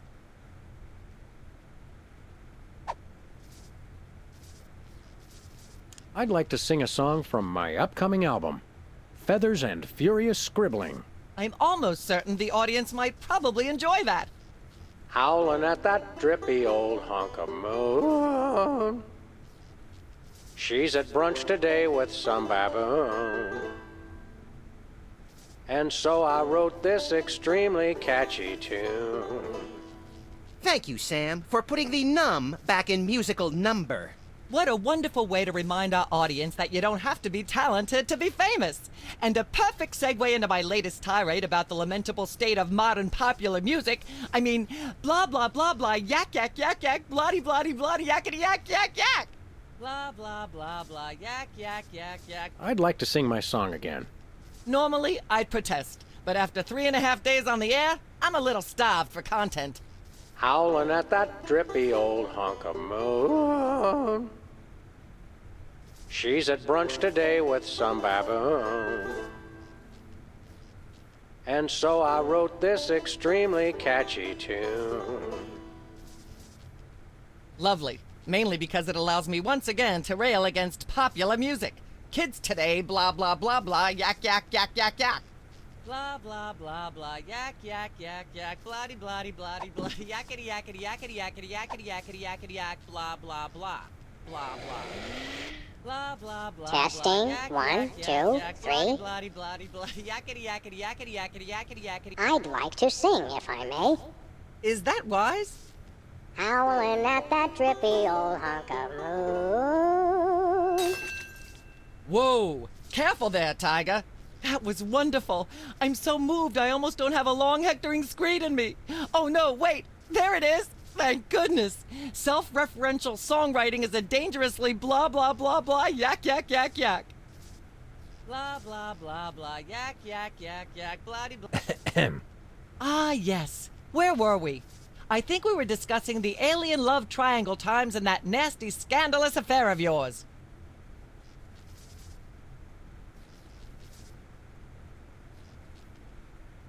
I'd rather talk about our smash hit sitcom, Midtown Cowboys.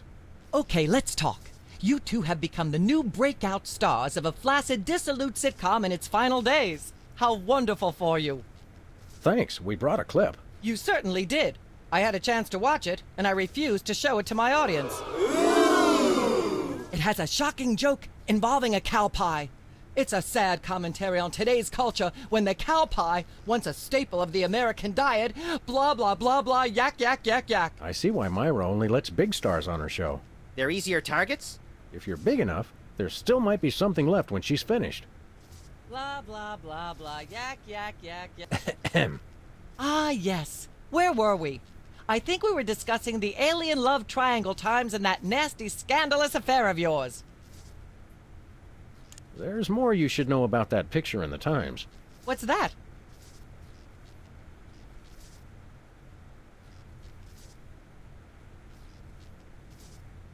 It doesn't tell the whole story. There's someone else involved. Someone the picture doesn't show. How shocking. Who?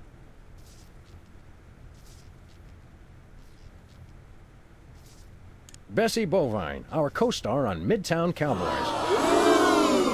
Oh my! Audience, shall we bring her back out again?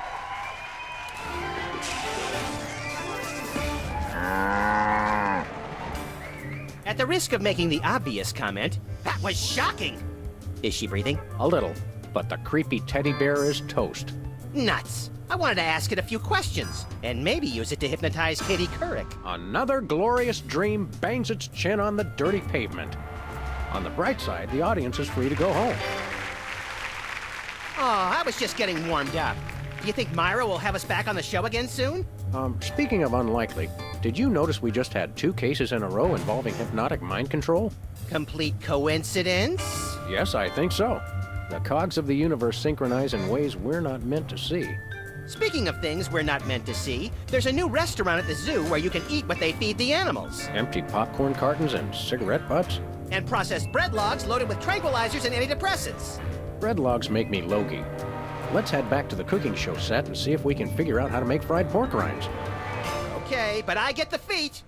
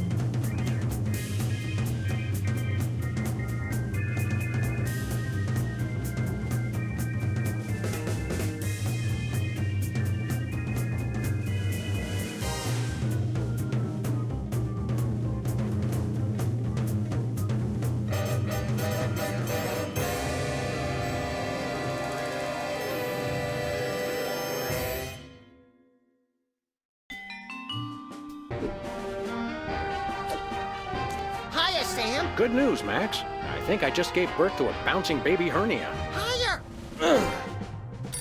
I got it! Ow! Hello. Yes, Commissioner? Holy cap-wearing catfish flopping a crime beat. We're on our way.